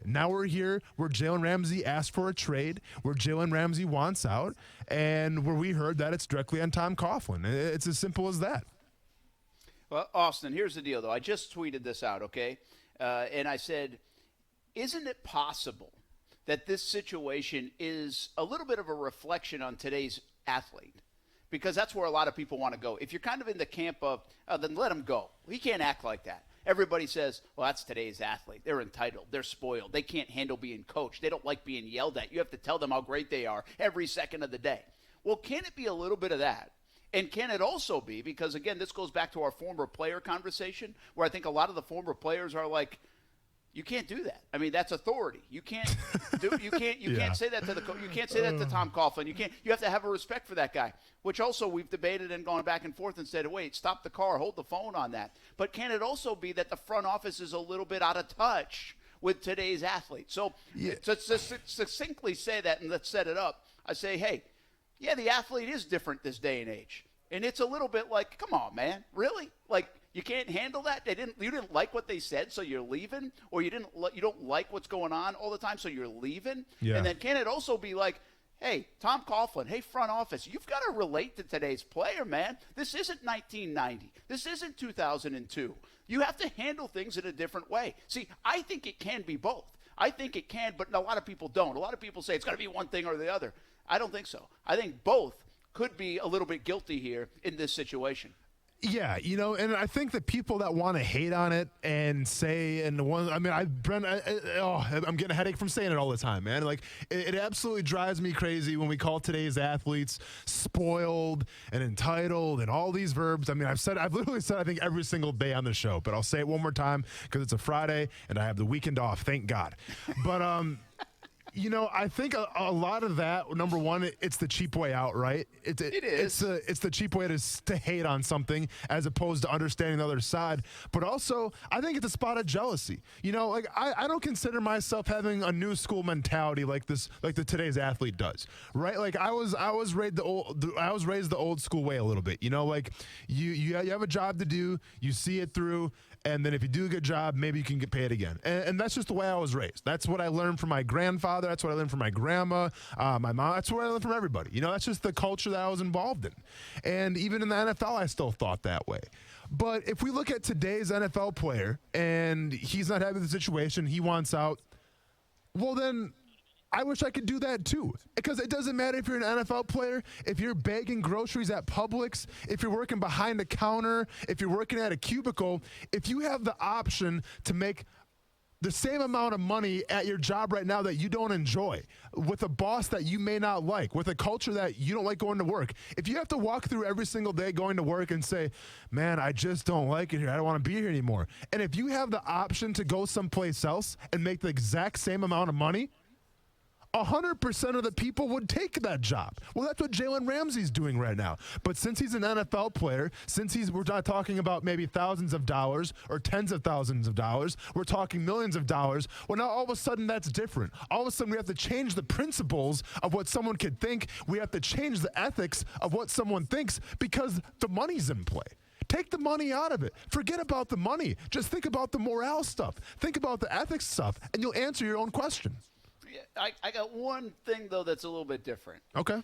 Because the way that, and by the way, that was very well said, and I understand where you're coming from, and I don't know if I fully agree with everything, because I know you don't like your words like entitled and this and that, and everybody needs a trophy and it's a different athlete, but there is an element of that people seem to be growing up in a different kind of age. And by the way, that happens from 1940s to 1960s to 60s to the 80s to the 80s to the 2000s. That just happens. I know. That's just generation after generation. Yeah, so I mean, that happens. But the difference here, I think, and it might be minute, but I think it's not like somebody said, okay, here's your situation.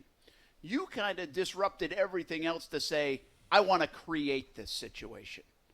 And in a team sport, in athletics, that's unique, man. That's not normalcy. Now, it's not normal probably in a company either, but it's definitely not the normal route to go, especially in season at this juncture, to do something like that. Because of all the things you said, yes, he might not like the culture. He might not like, say, even the front office and how they do everything. But he has said that he likes the football team. He likes his teammates. He likes playing here. He likes all these other things. So it's not like 100%, I can't stand being here anymore, I've got to get out, although that's kind of the way it's been presented for Jalen Ramsey. So, if you had given him the option, and that usually comes after your free agent year. See, like the way you presented it, it's like, okay, you're a free agent. Now you get to pick that stuff. That's kind of the way it works. Well, you're under contract to do a job right now. I mean, that's kind of the way it is. And I think while you're right, I think there are many people that are under contract in various businesses that would like a different option, but then say, Well, I got to wait till that contract runs out to choose a different option. But that's not how it works, though, Brent. If those people were under contract, yes, but they had an option to say, you know what, at my company, wherever I'm working, you know what, I'm not happy being here. I don't want to be here anymore. Can you please do something about it? And the boss or the manager, whoever it is that's working above you, they can go, okay, we'll send you someplace else. Now, it may not be the most preferred spot, and you may not know where you're going, but you're not going to be here anymore. And then that's your choice. Either you want to get out or you want to stay then. Because if you're worried about the uncertainty, if you're worried about where, well, I don't know, I don't want to go to Cleveland, I don't want to go to Detroit, well, then so be it. But if you're so fed up with a spot, Brent, where you know you can't come through that door one more day, then you have that option to go someplace else and request a trade or request a release if you're in office. 100% of the people would take that every single time because it would be absolute insanity to keep going to a job where you walk through the door and, you know, you can't get out of. Now, this is the real world, though, right? NFL players have it a little differently than regular people. Like, if you're at your office right now listening to this, you just can't get up and tell your boss, trade me right now, I'm out of here. See ya. Yeah. No, that's not how it works. You can't go out in the parking lot and start doing donuts and saying, you know, giving middle fingers to everybody saying, see you suckers later, I'm out of here, I'm going to a new team. That's not how it works in the real world. But I'm just saying, if people have that option, 100% would definitely do that. So, yeah, Brent, getting back to like where you said he likes his teammates. You know, he's a team guy, which I wholeheartedly believe in. And I agree with you. I think he does love his teammates. You know, I think that is a part of him that's, you know, maybe wanting to stay. But at the same time, those are his coworkers. You know, the coworkers, whether you say it or not, they're not running the show. Now, yes, they have the power, and, you know, sometimes they can dictate the show. But at the end of the day, like any job, there's still a hierarchy. And the chain of command, it goes Doug Marrone. And, you know, Doug Marrone, for all things included, even though they had a spat on the sidelines, it seems like him and Jalen Ramsey are at least, where they're on speaking terms, and one would assume they're at least on decent terms. Okay? Yeah. So you have him. And then above that, there's Dave Caldwell. And we haven't heard a lot about Dave Caldwell, right? Like, we understand that maybe some players are unhappy with some of the decisions being made. You know, it results of, you know, paying certain players and not paying other players. Well, that may fall on Dave Caldwell a little bit, or else it may fall on the guy above him, and that's Tom Coughlin. And that's where the problem is right now. And it's hard because Coughlin's name carries so much weight around Jacksonville, right? Like, and this is probably the biggest reason why maybe Shad Khan's maybe spinning his tires a little bit, because if you're the businessman, sure, it's beneficial to keep Jalen Ramsey, but it's also hard to let go of a guy who has so much history, who is tied to such, you know, the organization, the Jacksonville Jaguars, and has Super Bowl rings from the New York Giants. So it's hard to let that guy go. But at the end of the day, I feel like if that guy stays, then Jalen Ramsey's going to be gone. And maybe you can sit Tom Coughlin if you're Shad Khan, or you can have like a group, you know, kumbaya, and say, Tom, listen, we appreciate you a lot, everything you're doing for the team, but maybe we have to reduce your role a little bit. And maybe the role's already been reduced, right, Brent? This is the reason why we haven't heard a lot of Tom Coughlin since he called out Telvin Smith and Jalen Ramsey. And maybe his role has been reduced a little bit. Well, I feel like it's Doug Marrone's team. Yeah. That's for sure. Yeah, and it is Doug Marrone's team, but obviously there's still something going on where Tom Coughlin's name keeps popping up. So whether we may not see it right in front of us, whether it's happening behind closed doors, you got to get the feeling like maybe his thumbprint is still on his team, and the players, the Jacksonville Jaguars, are not appreciating it. Yeah, okay, couple of great stuff, by the way. And I think I like your point going back a couple minutes now and trying to correct me on it, or at least trying to get me on your wavelength. And I will come with you on this. If you're a really good real estate agent, or you're a really good salesperson, and you could and you're making tons of money, and you could probably pick up and leave. See, I think the big disconnect between regular jobs and athletes, and in this situation, is the money. If we're looking at all the guys, Antonio Brown, Le'Veon Bell, Ezekiel Elliott, Melvin Gordon, Jalen Ramsey, all these guys we're talking about, they already have a pretty good amount of money in their bank account. So it's a great debate. It's an interesting dynamic of the almost the psychology of all of this. But we got to go in like 2 minutes. So really quick, do you think Shad Khan has stepped in and will step in and try to keep Jalen Ramsey? Yes, because even though that maybe he might not have like the most football knowledge, he might not be football savvy like a Jerry Jones or another guy that's close to the game. He's also a businessman, and he also listens to I think the team. And I think the general reception that he's getting from the players in that locker room and even from the coaches in that locker room, Brent, is the fact that Jalen Ramsey gives them a better chance to win a football game. I also leave you with this one as we end a week that's been pretty wild here in Jacksonville. We brought this up yesterday, and now it could be happening. I said yesterday, what if the Jags win a football game and then throw a lot of money at Jalen Ramsey? You did. Well, what if they won last night and now Shad Khan steps in and says, hey, man, I want to keep you. Here's a big contract. Do you think Jalen Ramsey reconsiders or takes it? Maybe he reconsiders, but I still feel like if Tom Coughlin's still in that office and he still has the same job that he has right now and he still has that same thumbprint that he has in the football team, I don't think it's good enough because Jalen Ramsey will make that money someplace else. Hey, what have you always taught me here in the first 9 months, man? Money talks. Money will heal all things with Tom Coughlin, baby. There's two things that heals everything in the NFL, wins and money. Jalen Ramsey, I don't think he's going anywhere this weekend. We'll be talking about him again on Monday. Have a great weekend, everybody. Thanks for hanging out with us. It's been a blast all week long. What a week in Jacksonville. And we'll catch you tonight on our Action Sports Jax Game of the Week on ESPN 690 from Southeast Georgia, Brunswick, and Camden County. That's coming up pregame show at 7:15. Have a good one. With Experian Boost, instantly boost your FICO score for free. Higher credit scores can help you get access to credit and open up preferred credit options. See Experian.com/America for details. Results may vary. Get super savings on over 1,000 vehicles on the lot right now at Arlington Toyota. It's the 2020 Supra sales event going on now at Arlington Toyota. Plus, you'll pay up to 50% less on remaining 2019 Toyotas. You heard right, up to 50% less on remaining pre-owned 2019s. Looking at a 2019 Toyota Highlander? It's not $35,500. Now it's only $24,888. That's $24,888 for a pre-owned 2019 Toyota Highlander at Arlington Toyota. Thinking about a 2019 Toyota 4Runner? It's not $36,500. No way. Now it's just $28,888. Just $28,888 for a pre-owned 2019 Toyota 4Runner at Arlington Toyota. But